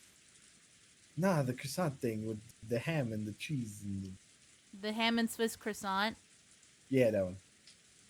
There's too many ice cubes. Make it again. Yeah, that's a real thing. That is a real thing, unfortunately. Oh boy. Yeah, they're like, I can taste how many ice cubes are in this drink. I've had that, by the way, once. I need precisely 5 ice cubes. You Exactly. wouldn't get it. They You can wouldn't get taste it. how hot it is, and they can taste precisely how cold it is. It's crazy. Make it kids temp, yeah, Well, basically. lick my nuts and tell me what I had for lunch. Oh shit.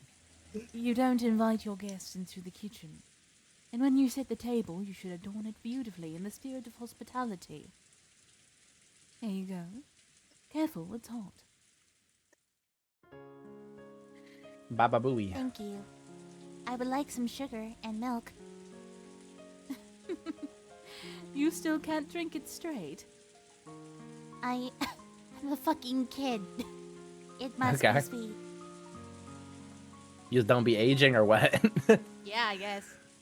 So then, is magic a gentle lie?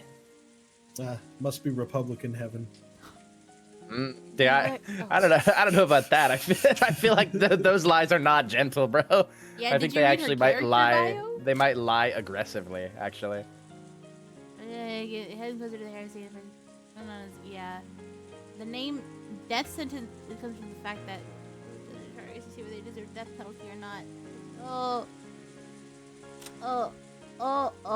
He was executed. Oh. Oh, she was the one who performed as a. Oh shit. She killed her own dad. She stopped Damn, it growing. really be your own. Oh. Straight switched up on the fam. Does this mean that her heart also died at that moment, but she does not see it that way? Red Interesting. key and the blue key, which take the form of a long sword and a short sword. Interesting. The word lie makes it sound bad. The word embellishment is probably more fitting.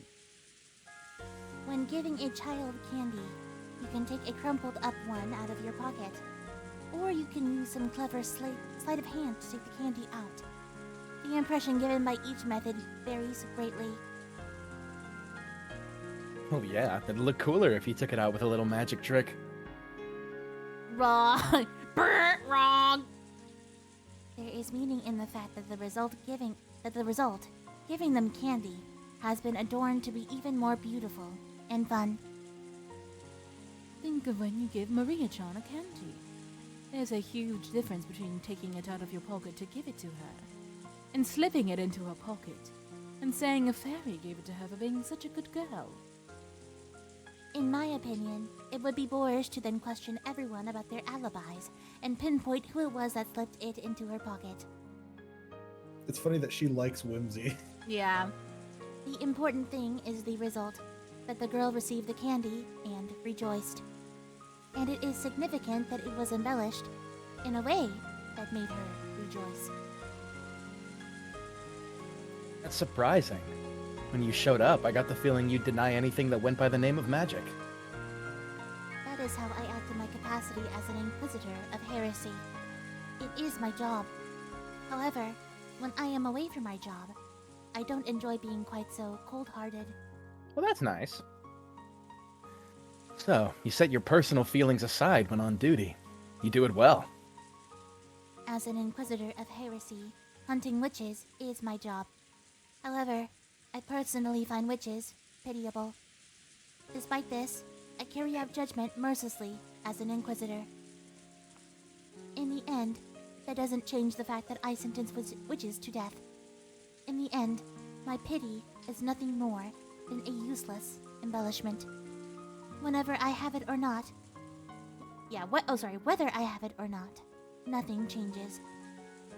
So it would be better if I didn't. That's not true.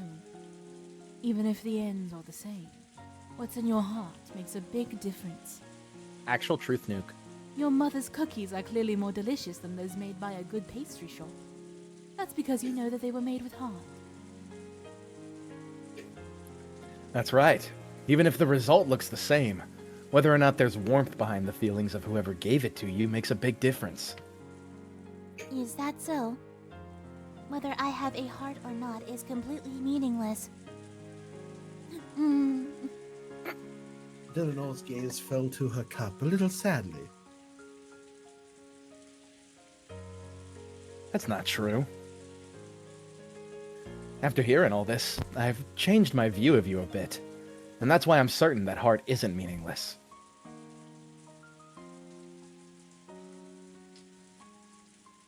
Virginia was a little surprised to hear the words she should have said coming from Battler's mouth. After all, understanding the heart is the first step towards finding the essence of magic. By now, perhaps Battler has unconsciously started to understand, bit by bit, the essence of Beato, the essence of witches, and the very first essence of all, magic. Title card ended there. There you go. End of show, everybody. Holy. Episode 5, we're done. Episode 5, we're done. Gotta move it on. Does the move it on. Seinfeld ending? Whether you want to become a That's witch full or house. vanquish them, the very first step is learning about magic. Virginia was sure that she'd felt this faint change within Battler. Oh god, he really is just gonna become Kenzo, isn't he? Yes, yes. That's kind of the idea, yeah. Yeah. As for that last fight, Thank you very much. I am grateful for the mercy you showed me at the very end. That me wasn't me. Lambda Delta was controlling him. Okay. I joined in on the 5th game partway through. I still haven't participated at this point in time. So until I do join in, the peace me is probably being controlled by Burncastle or Lambda Delta. Just what kind of whim's guiding them? Trying to make it look all cool. They made me look like some kind of knight coming to save Beato. Lady Lambda Delta wants both witches and humans to be in balance, resulting in a draw. Yeah, they were deadass writing some fanfiction. With Erica's appearance, the scales tipped strongly in the favor of the human side. So she manipulated the tail in a way that supports Beato. I'm aware of that. However, pieces cannot do things that are impossible for them. And they specialize in actions appropriate to their original personality. Therefore, that was certainly something that battler, is capable of. So he was not OOC. That is why I am grateful to you. Feels a bit weird to be praised when I didn't actually do anything. After the game continues a bit more, I'll probably regain control of my piece. Not sure I'll be able to go easy on you then. It's the same with me. The next time we cross swords, I won't hold back. Bring it on. I'll be your opponent. Come at me with all you've got. I promise. With everything I've got. Eleanor, huh? I thought she was an emotionless killer doll without a heart. But maybe she actually is pretty approachable. Though, of course, neither of us will show any mercy when fighting on the game board. For a while, we gazed at the rain-drenched rose garden as we quietly enjoyed our tea. Wow. There is one thing I must apologize for.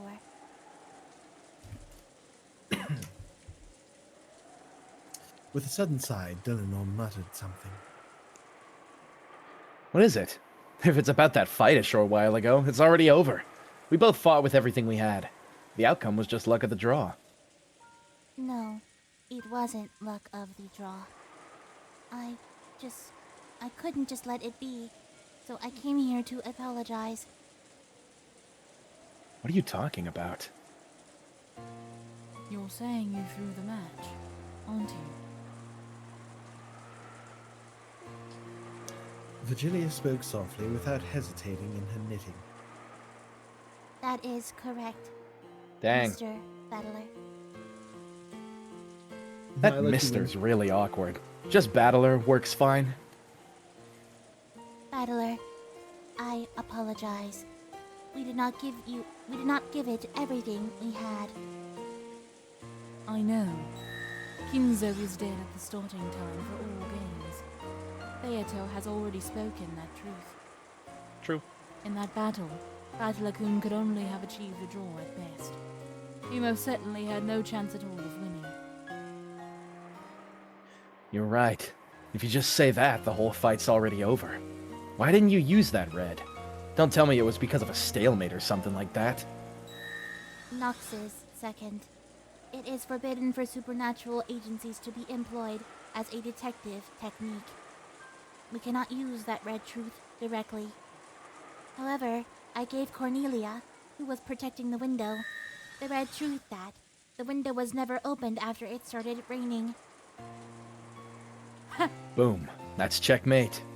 Why didn't that girl use that trump card? I don't want to speak again, please! Please don't let me Please don't let me speak! Now she had fought calmly up until that point. She quickly got flustered when I dashed forwards. I thought she'd been frightened by my sudden attack, but the truth was different. Even though she held a trump card that could completely repel me, she suddenly became unable to use it and hesitated. I don't understand. All of a sudden, in that instant, use of that trump card became Forbidden. Getting ice cream? You guys want anything? Can I have strawberry? I want Rocky Road. Give me Rocky Road, please. Yeah, get chocolate chunk. Ooh. Chocolate chunk sounds good. Once we lost that, your victory was guaranteed. The Game Master, Lady Lambda Delta, probably interfered. That bastard. So in the end, that whole fight was a farce in the palm of Lambda Delta's hand. She made us play out the entire act according to her script. I do not like it. However, since you told me to fight with everything I had no choice but to let you know. Please, forgive me. Still, even though you lost your trump card, you kept on fighting all out with your remaining cards. I don't believe anyone could find fault with what you did. You could have also just said that when Natsuhi noticed the draft, she would have also noticed the rain on the floor and cleaned it. True. This guy's thinking with blue. He's thinking with blue! That's right. On the contrary, you should be mad at Lambda Delta for butting in. Now hear me out, hear me out. Tiny bombs were on the bottom of Kinzo's shoes, so it propelled him out the window. Why is it always bombs every day? Kinzo doesn't exist should already be an established fact. Lady Lambda Delta and Lady Burncastle should know this well. And yet, they are both leaving room for Kinzo to exist as they continue in this game. It's almost as though the two are conspiring to prevent Kinzo's existence from being denied. In other words, they intentionally let Grandfather escape. Yes, they must be after something. That is a bit odd. Lady Lambda Delta and Lady Burncastle should always be in opposition, unless the Witch Shy is in a superior position. It's hard to imagine that those two are conspiring together at a time like this. I can't help but think that they have some sort of wicked goal. I came here because I wanted you to know that. So, you came all the way here to tell us something like that? Yes, which means that my business here is finished. I think I will leave now. The game will probably resume shortly. I must aid Erica during the rest of this game.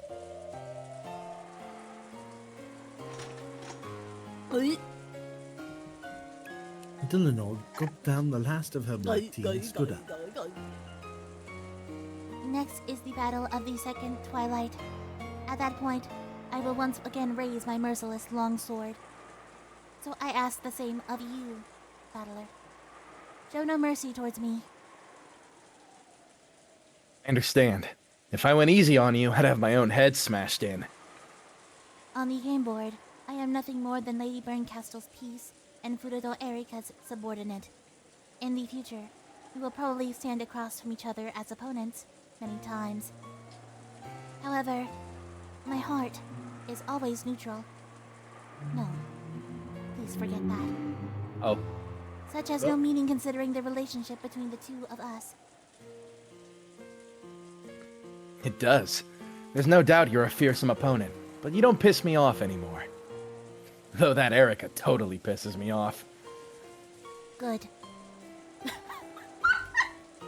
Hell yeah. Furudo Erika also pisses me off.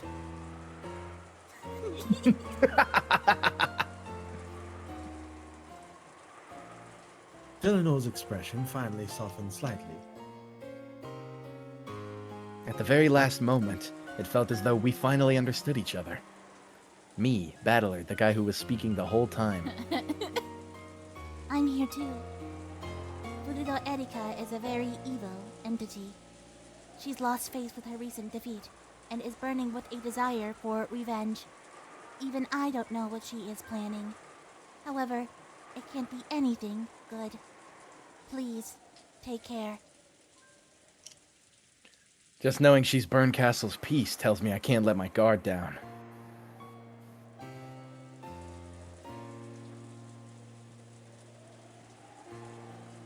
Dylan nodded as though satisfied, left the overhang of the arbor, and walked out into the rain. To think I'd serve as a subordinate to such evil. Why was I called to this world? Hold on, can I get a quick bathroom break? Okay. Bathroom break. What? Am I not Why are you allowed to- laughing, bro? What? I can't No, shit? no, it's just, I can't go take a shit? No, you can. No, please shit. Bro can't please shit? He can't shit in the No, comfort of his own home? Please shit, Shane. I need you to shit. Whoa, whoa, whoa. Okay. Poop. Fucked if I do, fucked if I don't. Oh, pooped if I do, pooped if I don't. Okay, want to go to words? Did I go to words? Or do you want to chat? We can chat. I Hi. think hello. Hello. Hello. Think what? What was I gonna say? I feel like I don't know how to feel actually about like the fact that Ryukishi will not stop introducing new characters. Uh-huh. Cause like I do on one half I'm like I do really wonder like where this character is gonna go, but on the other hand it really feels like we're kind of straying away from the original like thing that the story was about. You know what I mean? But I don't know. I've heard that like I think it's episode 6 is where it starts being like kind of a litmus test for if you can handle what the story is really about. Because supposedly like a lot of game changing stuff happens in episode 6. I believe it's either 6 or 7.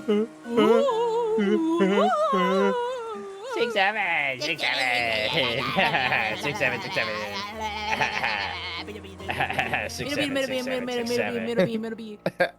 6, 7.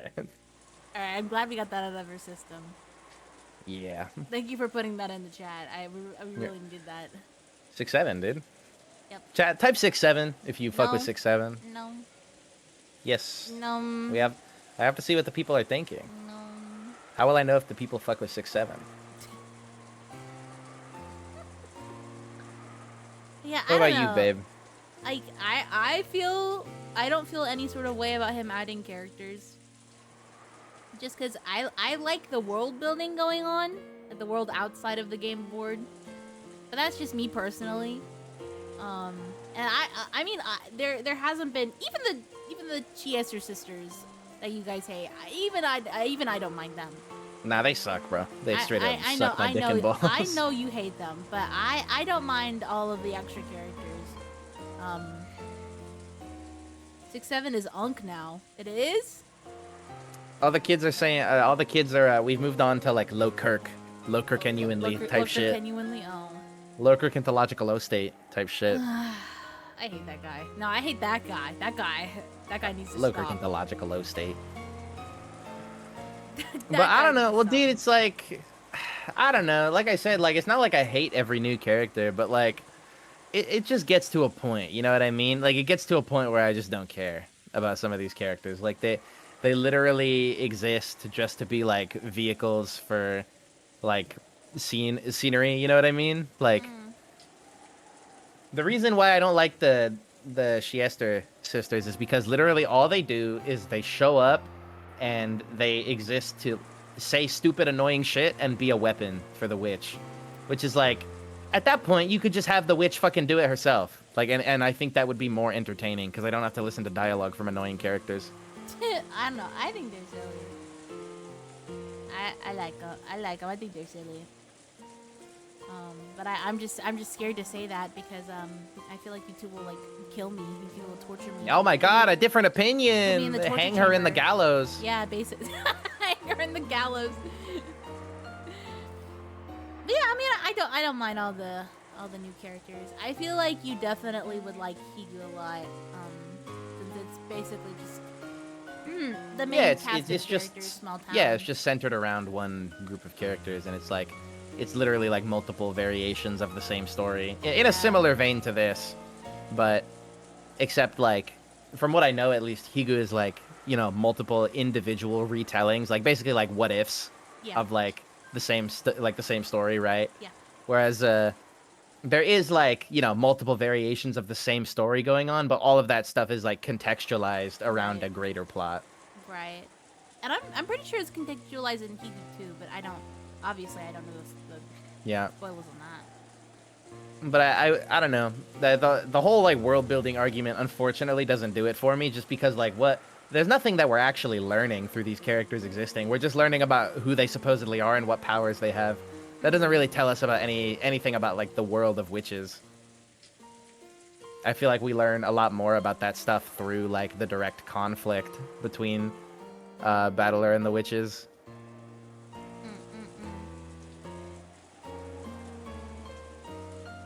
I've been getting a bit quiet. What? She always is too quiet, bro. I tried turning myself up this stream. Is it not Dude, enough? part of it is just the fact that you speak like a mouse. Do I? You do. You need to speak louder sometimes. Yeah. Okay, You gotta project. Project your hold voice. on. What if I'm gonna turn. I don't know why, but I didn't turn my mic up all the way in voice, because I use voice mod to help amplify my voice. So did that work? Did that help? I don't know. I do not know. Graknork. How does it sound? Greg. Oh, Greg. Oh. Yeah, a bit. Great. Greg, what in your opinion, without giving spoilers, is like the best episode? Like, what's the episode that got you hooked? I think out of curiosity. if I remember correctly, Greg has only read up to episode 5. Oh. Yeah. Because I remember him talking about it on, or that they, I don't know his gender.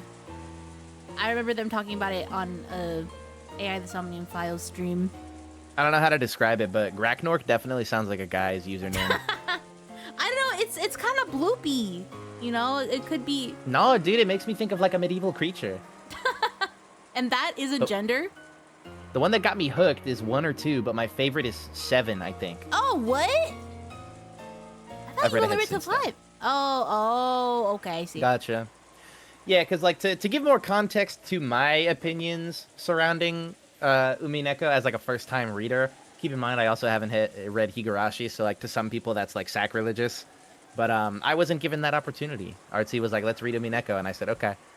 But I think so far my favorite episode has been 3, just because like that there was a lot of like really good like dramatic tension, because since it was the build up to the end of the question arcs, like there was really nice rising action and tension throughout the whole episode.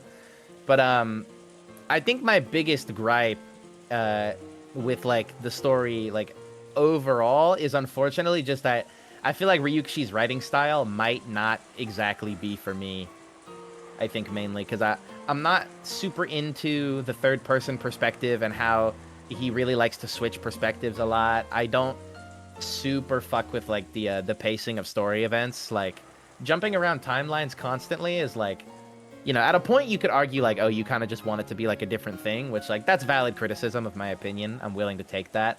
Like, because obviously the story is not meant to be told in like a chronological way, but I can't help but be a little bit taken out of it when like we have to jump around the timeline constantly and like, you know, oh, we've been hiding this critical information from you that's only going to be revealed now that it's relevant, even though it happened forever ago and we never told you. Yeah, I mean, that's valid. I That think and valid. it reminds me a little bit of who is the writer? It reminds me of Uchikoshi, the guy who made the Zero Escape games as well. Like Rikshi really likes to over-explain and repeat himself about the rules of his world very often, which just gets a bit boring, I think. Yeah, you know, that's why I think I liked AI the Somnium Files a lot, because I think that was the first and only Ryukishi game that didn't over-explain anything. Yeah, it actually respected your intelligence. It just let shit happen in front of you, and then like it let you guess, which I loved that part of the base game. Like Nirvana Initiative, the second game, kind of went back to that, but Oh, see, yeah, that's also good, but that's kind of like a different thing, you know, because like leaving your story like, you know, open-ended in moments is like that's how you build audience engagement one way, right? Because you're leaving them room to like think and room to interpret and like you said to like guess and postulate about where the story is going, Yeah. which builds its own type of engagement, right? But Ryukishi also like he wants, you know, he wants things to be like pretty clear in terms of like Right. how things function and like the rules and mechanics of this game work, right? But I feel like the amount of times that he has to go through like explaining how those things work is like a little bit tedious. It feels like kind of a pace breaker with how Yeah. often he has to like repeat himself. Yeah, I You know? understand that. I know Shane Haagen-Dazs. complained about it a lot too. Because Shane would be like, why does every character have to react to the same thing by explaining it the same way? Yeah. I love Haagen-Dazs. It's alright. Haagen-Dazs is alright. Ice I'm cream. a honky, bro. Ugh. Didn't we eat at the McDonald's? That was like 5 hours ago. That's true. I would probably be Free. hungry too if I had been smoking. Wow. What, dude? Wow. Yo, Shane is actually like taking the world's longest shit. Dude, he did say he was going to shit. Am I? Holy shit! Holy Oh my moly. god, I heard he you got talking back shit to about the my poop shit. store. I heard you talking shit. Damn. How you gonna respond to that? I don't care. Damn. He doesn't care. I actually care way more about the fact that Graknork didn't have any insight on my opinions. I feel like I've been ignored. Oh no, oh no. I'm so Oh, thirsty the for diva. attention. Please give me attention. Fucking attention whore. Ugh. Please say My- something about what I said. Please My give me freaking attention. chat. My freaking chat. Mhm. Look at this freaking diva. Mhm. Takes 10 minutes to get on the computer and get water. And then It took like 2 minutes. You're exaggerating. You're embellishing heavily. Okay, are you ready to get back? Pieces can do nothing except fulfill the function they have been given. And that function is given to them by the one who controls them. She probably can't disobey her own player, Buncastle. Lady Berncastle may be the one who called you here. However, the one who let you into this world is Beato. If this child didn't wish it, you would never have been able to make it through the garden maze and arrive here. Right, Beato? And she's like, Miss Beatrice, what is it that you want from me? I do hope that I can help you in some way, though I may be a subordinate of evil. She spoke to Beato, but of course there was no response. After bowing once more, in thanks for the black tea, Delanor disappeared off into the rainy rose garden. type shit, Desua. Type shit this wa. so no one can reach this golden land if Beato doesn't want them to? Yes. This child is the one who called Delanor here.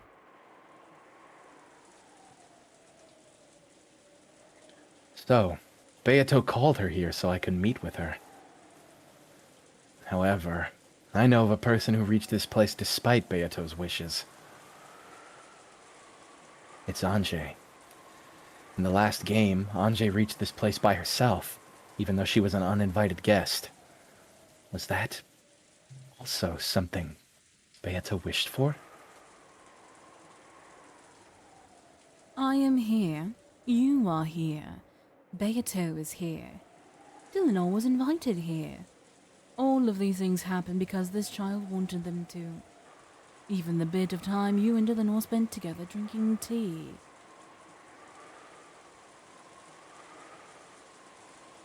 Beato, what was I supposed to learn from her? Does it have something to do with finding your heart and letting you rest in peace?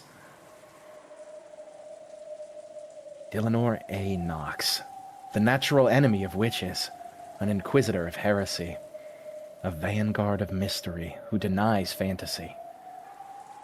Is she here to help? By gouging out your heart? And choking the life out of you? Damn. I know you weren't ignoring me, bro. I'm totally fucking with you. Don't worry. I'm totally fucking with you.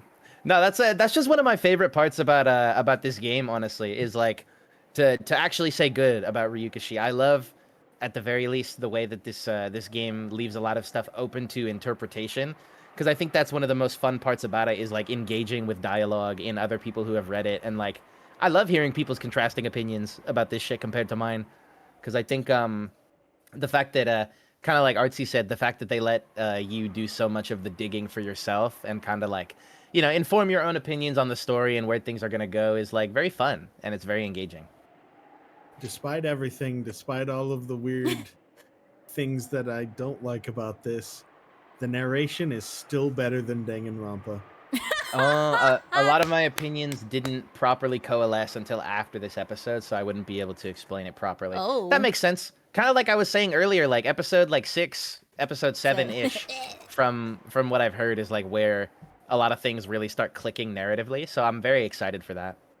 Yeah, to give you an idea, I have not been able to make it past like the first murder of Danganronpa, and I've made it to chapter 5 Yeah. of this. Yeah, but Danganronpa sucks dick, so like of Yeah. course you can't get far in that. I was like, after playing through episodes 1 through 4, I was like, I think Shane will read this one and actually get through it. And it worked! It worked. After episode 1, we were locked in, bro.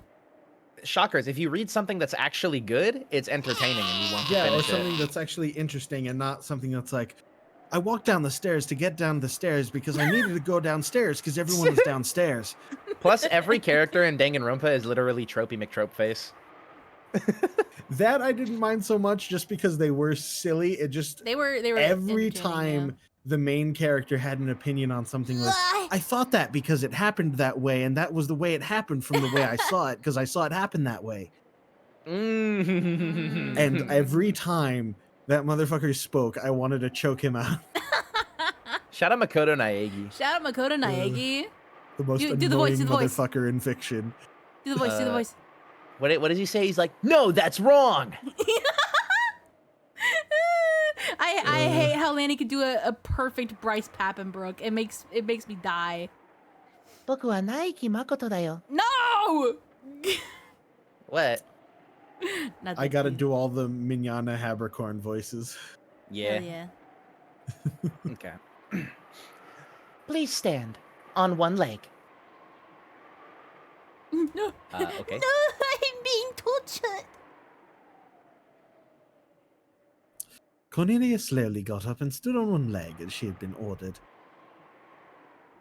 Hold on, someone's bumping in the neighborhood. Boom, boom, boom, boom. Oons, oons, Her oons, hands oons. were clasped behind her back. Because she had been ordered to do so. Then, with a thump, Erika pushed her from behind with both hands. Oh. Dear God. Oh, oh. Awesome. Cornelia landed on the floor's face first with a thud. Sorry about that. I just wanted to feel better. Oh. Please stand on one leg. She's been doing it over and over again. Oh my God. Cornelia rose shakily. Then once again she stood on one leg as she had been ordered. She had been ordered to not to hold her ground. So she had fallen on her face over and over again.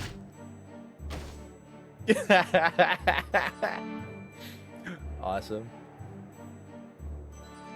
She had barely managed to protect her nose, but after smashing against the floor so many times, her face was bright red.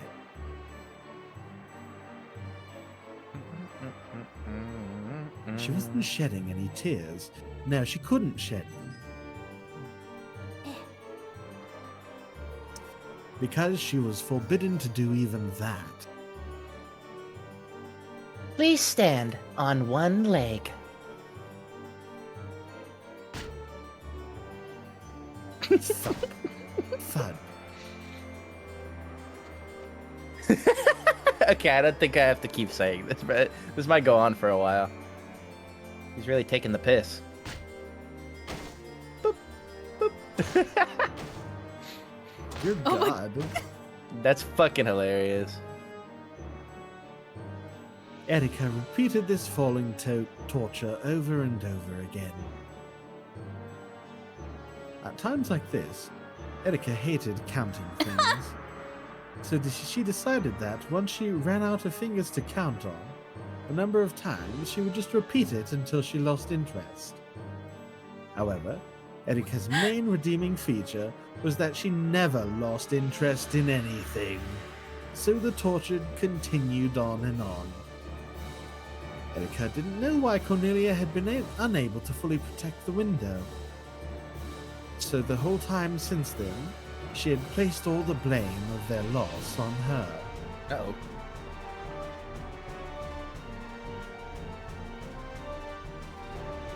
Hold on, the music suddenly got really loud. Please, allow me to speak. Forgive Cornelia, she has already repented enough. Oh, is that true? Then please take her place from now on. Gertrude has done nothing wrong. Gertrude, please stand. On one leg.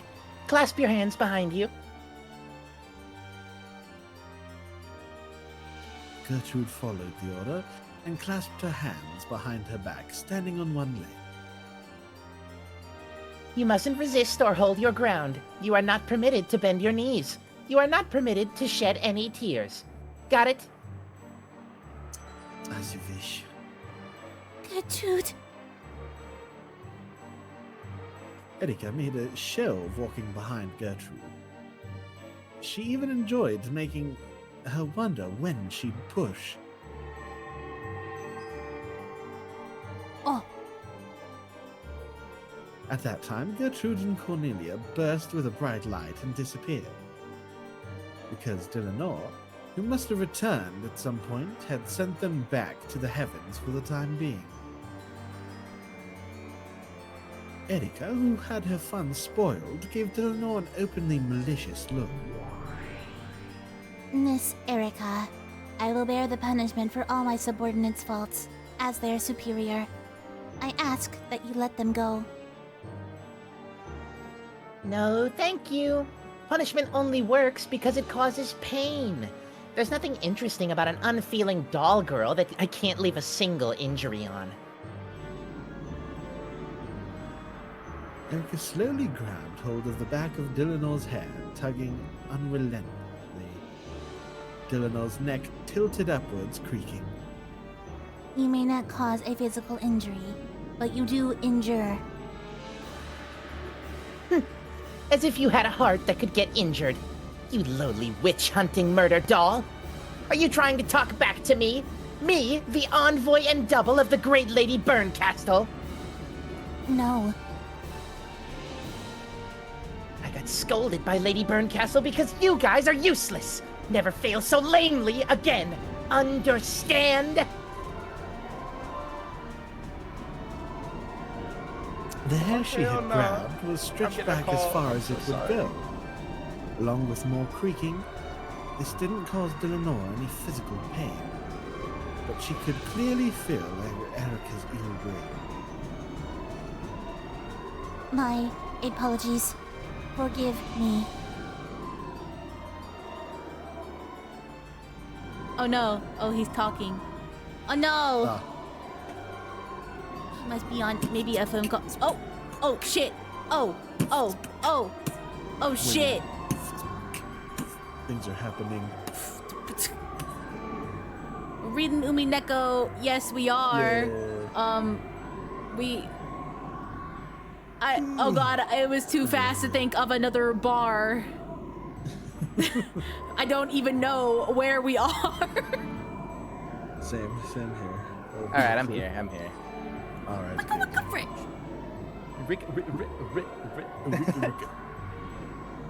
Filth. With a sound like a bowstring being cut, several of Delanor's hairs were pulled out. Perfect, you get me. Then Erica waved her hand about as though trying to brush off something dirty that had gotten stuck. Well, that's okay. I'm done. My anger's finally settled down, and my little gray cells are tingling again. Please call those two useless people back and reconstruct the crime scene. Let's start the reasoning game.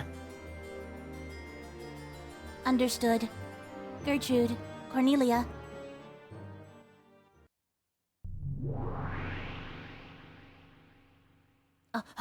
Ready? 1, 2. As you wish. As you wish. Fuck. One more time. As you wish. There. Thank you for giving me no count. I'm sorry. Owned, by the The way. two of them reappeared behind Delanor and reconstructed the crime scene for Erica, the one who had just been tormenting them. Kinzo's disappearance was nothing more than a bonus round after the first Twilight. Let's start investigating the first Twilight itself. But before we do that, did you realize we were actually given a riddle before the murders even occurred? Yes. The letter with the mark of the one-winged eagle, which appeared at 2400 last night, along with a knock by some person. That's right. The tale creates the illusion that the events of that instant would be impossible for any human, making it seem like an unknown witch exists. Let's start by crushing this illusion of the witch. We'll first check the situation in the dining hall last night when the letter was delivered. Understood. Gertrude, Cornelia, reconstruct last night's family conference in the dining hall. Okay. 1, 2. As you wish. As you wish. Okay, that was closer. Wow. We're getting there. That one was pretty good.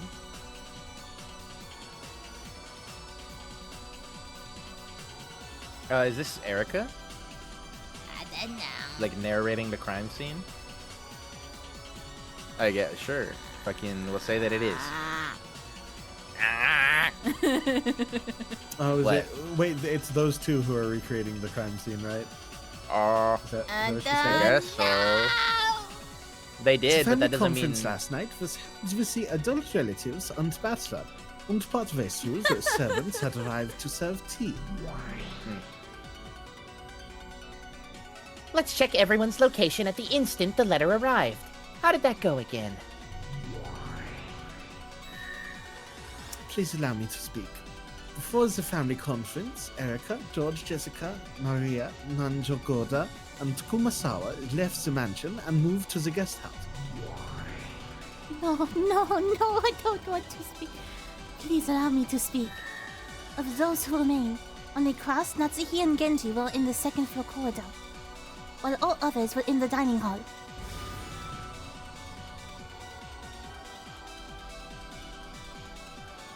Because the family conference was proceeding, and the mansion was completely locked. All other humans were unable to enter the mansion. Aha! That'd mean there was no one inside the mansion who could have knocked and placed the letter there, right? Yes. The witch side will probably claim that the one who did this was the witch who wrote the letter, Beatrice. Ridiculous. A stupid trick.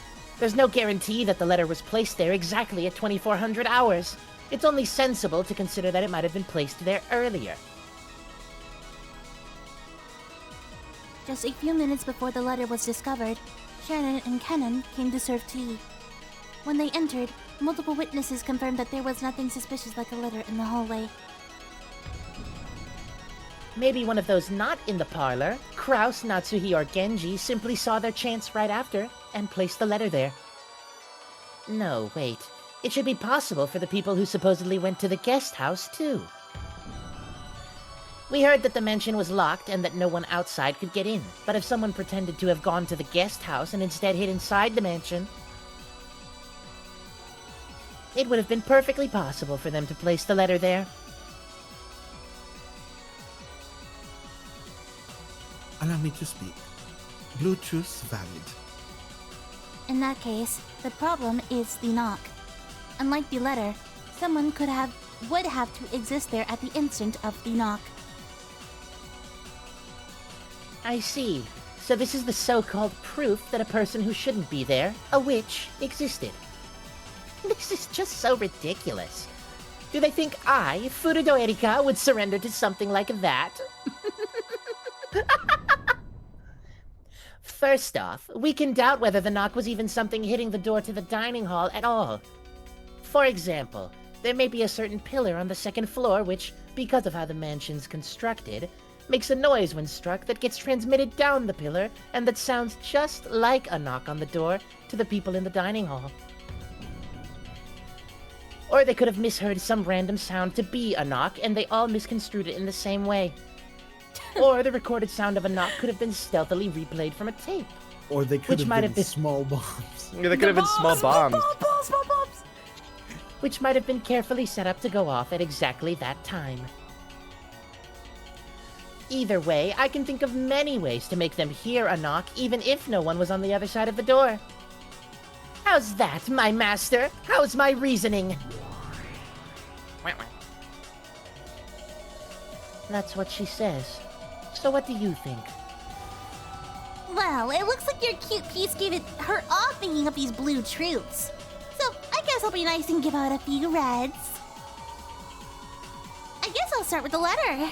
We have both the knock made when the bell of the large clock rang out 2400, and the letter sitting there in an envelope bearing the one-winged eagle crest when the door was opened. It's so obvious to suspect that the people who were in the parlor secretly placed the letter there, right? Kraus, Natsuhi, and Genji did not even touch that letter.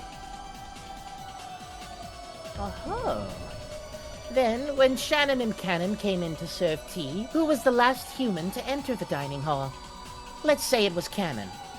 Wouldn't it be easy if Cannon, the last person in, secretly dropped the letter there when he closed the door? Not a single person in the dining hall. No, there's a simpler way to say it. Among all those inside the mansion at 2400, not a single person placed that letter in the corridor. So you can't say that no one touched it. Obviously. They touched it when they picked it up. Of course I couldn't say that none of them touched it. I see. Then let's interpret it this way. Someone who existed outside of the mansion at 2400 hours placed the letter somewhere other than the hallway beforehand. Then it was moved by some means and ended up placed in the hallway.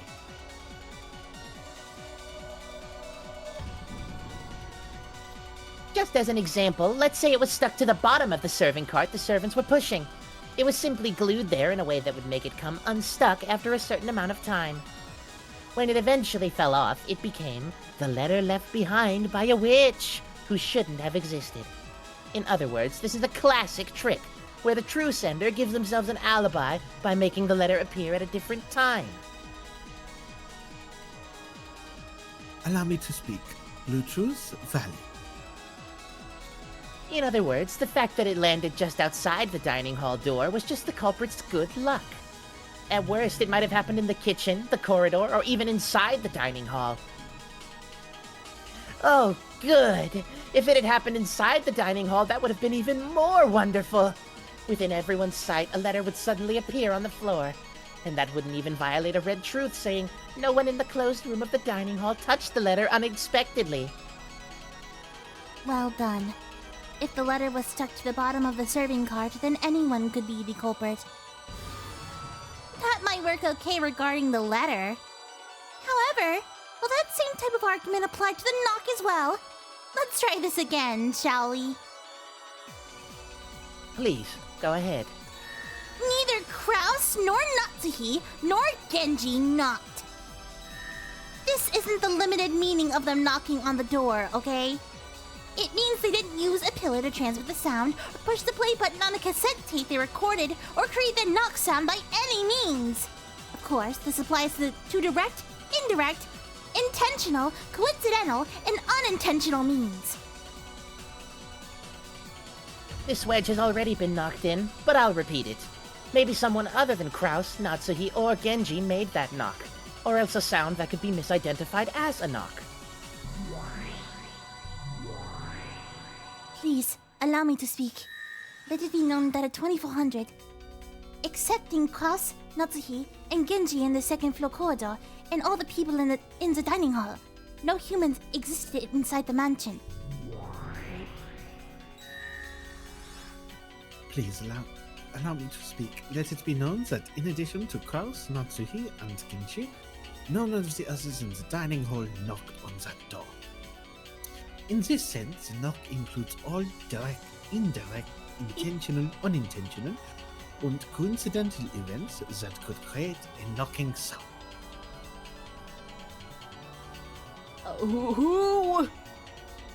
Do you think it's lambda? I don't know, we can say so. A direct knock refers to someone literally hitting a door to make a knocking sound. An intentional knock refers to someone creating a fake knocking sound to try and make it appear that someone knocked. An unintentional knock refers to someone unintentionally creating a fake knocking sound. No shit. A coincidental knock refers to some kind of coincidence creating a fake knocking sound. In short, this means that it was impossible for any character within the mansion to be the source of a knocking sound. And any character refers even to unobserved people that no one has noticed. Anyone who's in the... I think that's me. I think that's the narrator, honestly. Oh. Anyone who is in the mansion would also include any unknown Person X who had snuck into the mansion. Therefore, it literally meant it was impossible for anyone inside the mansion to knock. With no wordplay allowed. But what about outside the mansion? I see. No matter how much I toy with it, it's impossible for anyone except those in the guest house group to create the knocking sound, right? Like me, for example. What if I, Furudo Erika, recorded a knocking sound on a cassette tape and used some kind of secret contraption to start it playing at exactly 2400 hours? Of course, I wasn't in the mansion at 2400 hours. There aren't any problems with this, are there? No problems. However, though the knock did serve as a way of informing them about the letter on the other side of the door, I do not think it would have worked if the letter had fallen elsewhere.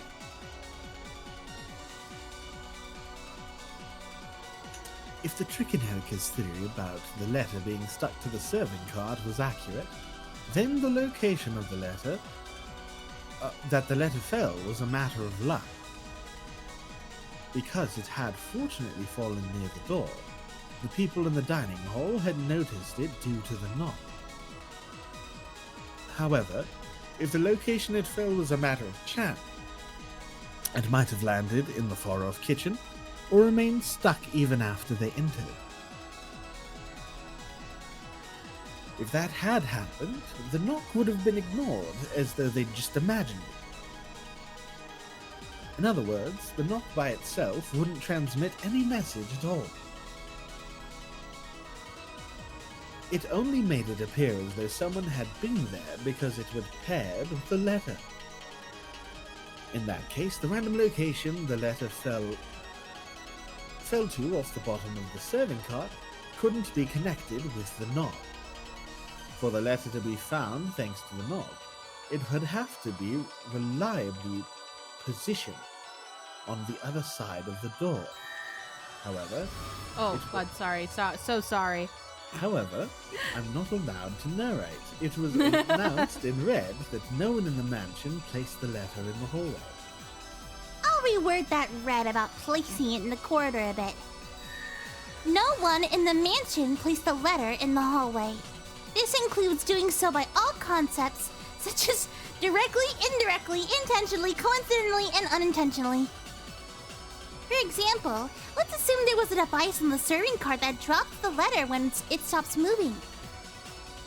In this case, you think they could predict that the cart would probably stop just once when those two knocked on the door to the dining hall, and by doing so, they'd be cleverly making it so the letter drops right in front of the door. But even this doesn't work, okay? The action of stopping the serving cart would indirectly lead to placing the letter in the hallway. That would mean that Shannon and Cannon, who were pushing the cart, had indirectly and unintentionally placed the letter there. So even this is no good. Furthermore, setting it up so that the letter peeled off with the passage of time, would mean that the people pushing the serving cart had coincidentally and unintentionally placed the letter there. Of course, this is also no good. Repeat it. At 2400 hours, only Erika, George, Jessica, Maria, Nanjo, Goda, and Kumasawa existed outside the mansion. Is this still her, right? I don't know. I don't know anymore, I got but... no clue, man. Narrator. What if someone in the dining hall didn't exist in the mansion right at 2400 hours? For example, what if they'd slipped out a window just before? With this wordplay, it might be possible to get around the red truth. Repeat it? Even though I'm nice enough to give you all this red for free? Aren't you being a bit greedy? I'm not an idiot like Beato, so I won't go around saying everything my opponent tells me to repeat. Oh! I'll give you a full body massage and a bath with marshmallows and conpeito sometime soon. Holy Yuri? Enough to rub your skin off. Holy Yuri? Now you gotta keep that promise. What is she slurping? Tea? I hope. Okay then, here's a freebie. I'll respond. At 2400, only Erika, George, Jessica, Maria, Nanjo, Goda, and Kumasawa existed outside the mansion. In other words, no matter how much they struggled, those 8 people, including Erika, could not have existed in the mansion, much less in front of the door. Dude, I'm just listening to the music. It's very good. At the same time, no matter how much they struggled, those inside the mansion could not have exited outside. Exited?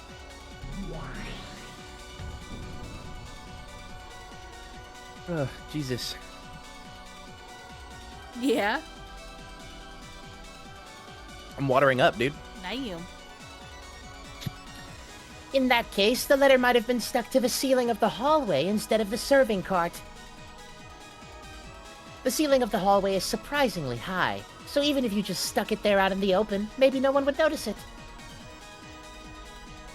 This way, it would certainly fall in the corridor. And you can slip by the red if someone outside the mansion did this.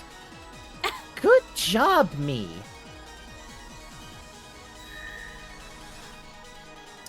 Please allow me to speak. The letter never existed on the ceiling of the hallway. Welp. Please allow me to speak. Know that the letter never touched the serving cart. Who cares about that? Anyway, some human outside the mansion used some kind of trick to place the letter there. If you try to use that letter in the knock to argue that Beatrice exists, it definitely won't work on Furudo Erika. Please allow me to speak. It was impossible for anyone outside the mansion to influence anything inside the mansion after the family conference began. You daft cunt. Then someone outside the mansion set up some kind of device before the family conference. Something other than the ceiling or the serving cart. Allow me to speak. Blue truth. Invalid. Why? That's the only way, right? Oh god, Someone mystery outside the device mansion X. used some kind of device other than the ceiling or the serving cart. Have you ever Series tried of small bombs? Small bombs. Yeah, Mystery Device X. Allow me to speak. Unless you can specify or theorize as to what that something might be, your blue truth will not be acknowledged. Allow me to speak. All of Lady Erika's blue truths regarding the letter have been lost. They've all been lost, you say? Watch your tongues a bit more, useless furniture! Sucks to suck, get good. If I can just think of that device, it's an instant checkmate! What do you mean, all of them? What do you mean my blue truth is invalid? How dare you! Say such a thing to me! The detective! Furudo Erika! Uh-oh. Erika's face twisted. These words that seemed to deny Erika. No, Erika's reasoning were the worst form of torture and humiliation for her. Miss Erica, why don't we postpone the riddle for the letter, of the letter, for now? Your blue stake about someone outside the mansion playing it with a cassette tape is still valid. If it was possible for sound, then perhaps it wasn't impossible for a letter as well. As Erica made to grab and pull Gertrude's hair, Delano stopped her with those words. That's right. My blue truth regarding the knock is still valid. It's not true that everything's been denied. My master, I will solve the riddle of the letter without fail. Please allow me to postpone that for now. However, I will definitely figure out the riddle of the knock here. I've hit you with the blue stake that someone outside the mansion set things up with a cassette tape or something to make a knocking sound play. You really are a cute kid, piece of Burns. Lots of spunk. Anyway, Erica's yelling that you forgive her because she solved one of the two riddles, even though she resigned on the other. So, will you forgive her? Sure. Normally, I'd never forgive my own piece for the shame of surrendering. But if you've managed to solve one of the riddles, I guess I'll let it slide for now. My master! When Dan Castle said she'd let it slide, Erika couldn't hide her relief. She's like gay for herself, bro. Then it's time to get punished, Erica-chan! None of the characters misidentified a knocking sound. Oh. What's that supposed to mean? Misidentifying a knocking sound means this. They would not mistake a sound very similar to a knocking sound for a real knocking sound. Hitting a pillar to make something similar to a knocking sound is no good. When you record a knocking sound on a cassette tape and play it back, it becomes the sound of the tape with a knocking sound. That's gay. That's really dumb. That's really dumb and gay. That's no good either. In other words, every one of them would correctly recognize the knocking sound of something truly hitting the door, and they definitely wouldn't mishear it. It's totally impossible that any sounds except hitting that door directly would be misinterpreted as a knock. This is like level 999 semantics. But that means at the time the bell sounding 2400 went off, no one existed who could have hit the door. Yeah? She starts crying. It don't exist, you little bitch baby. After all, the Golden Witch Beatrice hit it. So, in other words, there's no way to make it work unless you actually hit the door. So what about this? There was some kind of device that could knock on the door. There was something like an automatic door knocker, and that made it possible to knock without touching the door with your hands. To knock means someone hitting a door with their hand, right? Bro. I won't accept hitting some device. I heard a knock at the same time as the 2400 bell. At that time, everyone inside the dining hall definitely heard it. And none of them misinterpreted a knocking sound. Kraus, Natsuki, and Genji were not involved with the making of a knocking sound. No one else existed inside the mansion. A knock refers to the action of standing directly in front of a door and hitting it with a hand. This is the most amount of semantics I've ever seen in a piece of fiction. What do you think of my red? Don't you think this is pretty simple and enjoyable despite being before the first twilight? The Golden Witch made her graceful appearance with a knocking sound.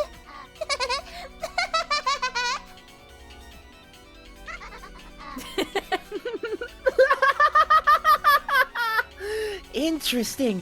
This really is riveting, Lambda. Wouldn't have it any other way. Yes, how amusing.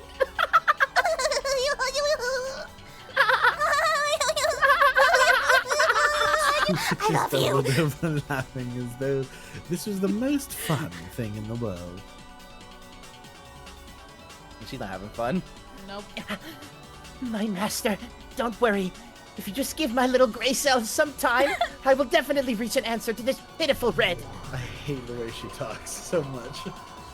You're nothing but a lowly piece. Your absence wouldn't hinder my progress in this game in the slightest. If you can't think of any theories in particular, please just go back to the piece tray and gather dust or something. Useless pieces are painful even to remember. Ooh. After all, Burn's pretty forgetful. If you don't try a little harder, Burn's gonna forget you, okay? You'll collect dust in that forgotten piece tray awaiting your turn that'll never come. I imagine that'd be pretty harsh, don't you think? Don't worry, Lady Lambda Delta and my master. I promise that I'll keep you entertained and never let you down again. Oh, how reassuring. I guess you're my double after all. Then make sure you really are giving it your all, in more ways than one. If you don't make an impact, I might forget all about you.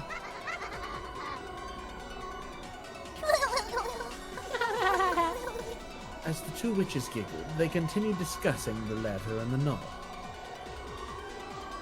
There was no room for Erika to step in. If she contented herself with that, she would literally have no place to go, and would be buried in an eternal oblivion. Deserved. Erika endured this with a hideous expression, looking with shame at the back of the master, who ignored her. Deserved. And with both fists clenched, she sought frantically in search of some kind of breakthrough. I am the detective. I am Furudo Erika. I am the piece and double and the servant of the great Lady Burncastle. I'll definitely make her satisfied. Satisfied. Definitely, definitely. How dare you humiliate me so? As she stood there, ignored by the witches and shrouded in darkness, it looked like someone had told her to go stand all alone in the hallway. Deserved.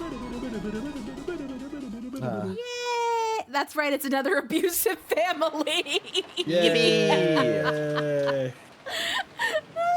Crying. I refuse to feel bad for her, though. I mean, dude, Yeah. I think I'm on record as saying I don't feel bad for any of the witches. Like, come on.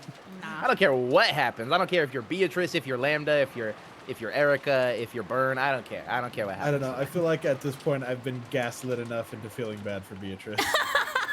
I definitely don't feel bad for her yet, but what's going on with her in Battler is pretty compelling. Yeah. I've been gaslit enough to care about her. That's funny.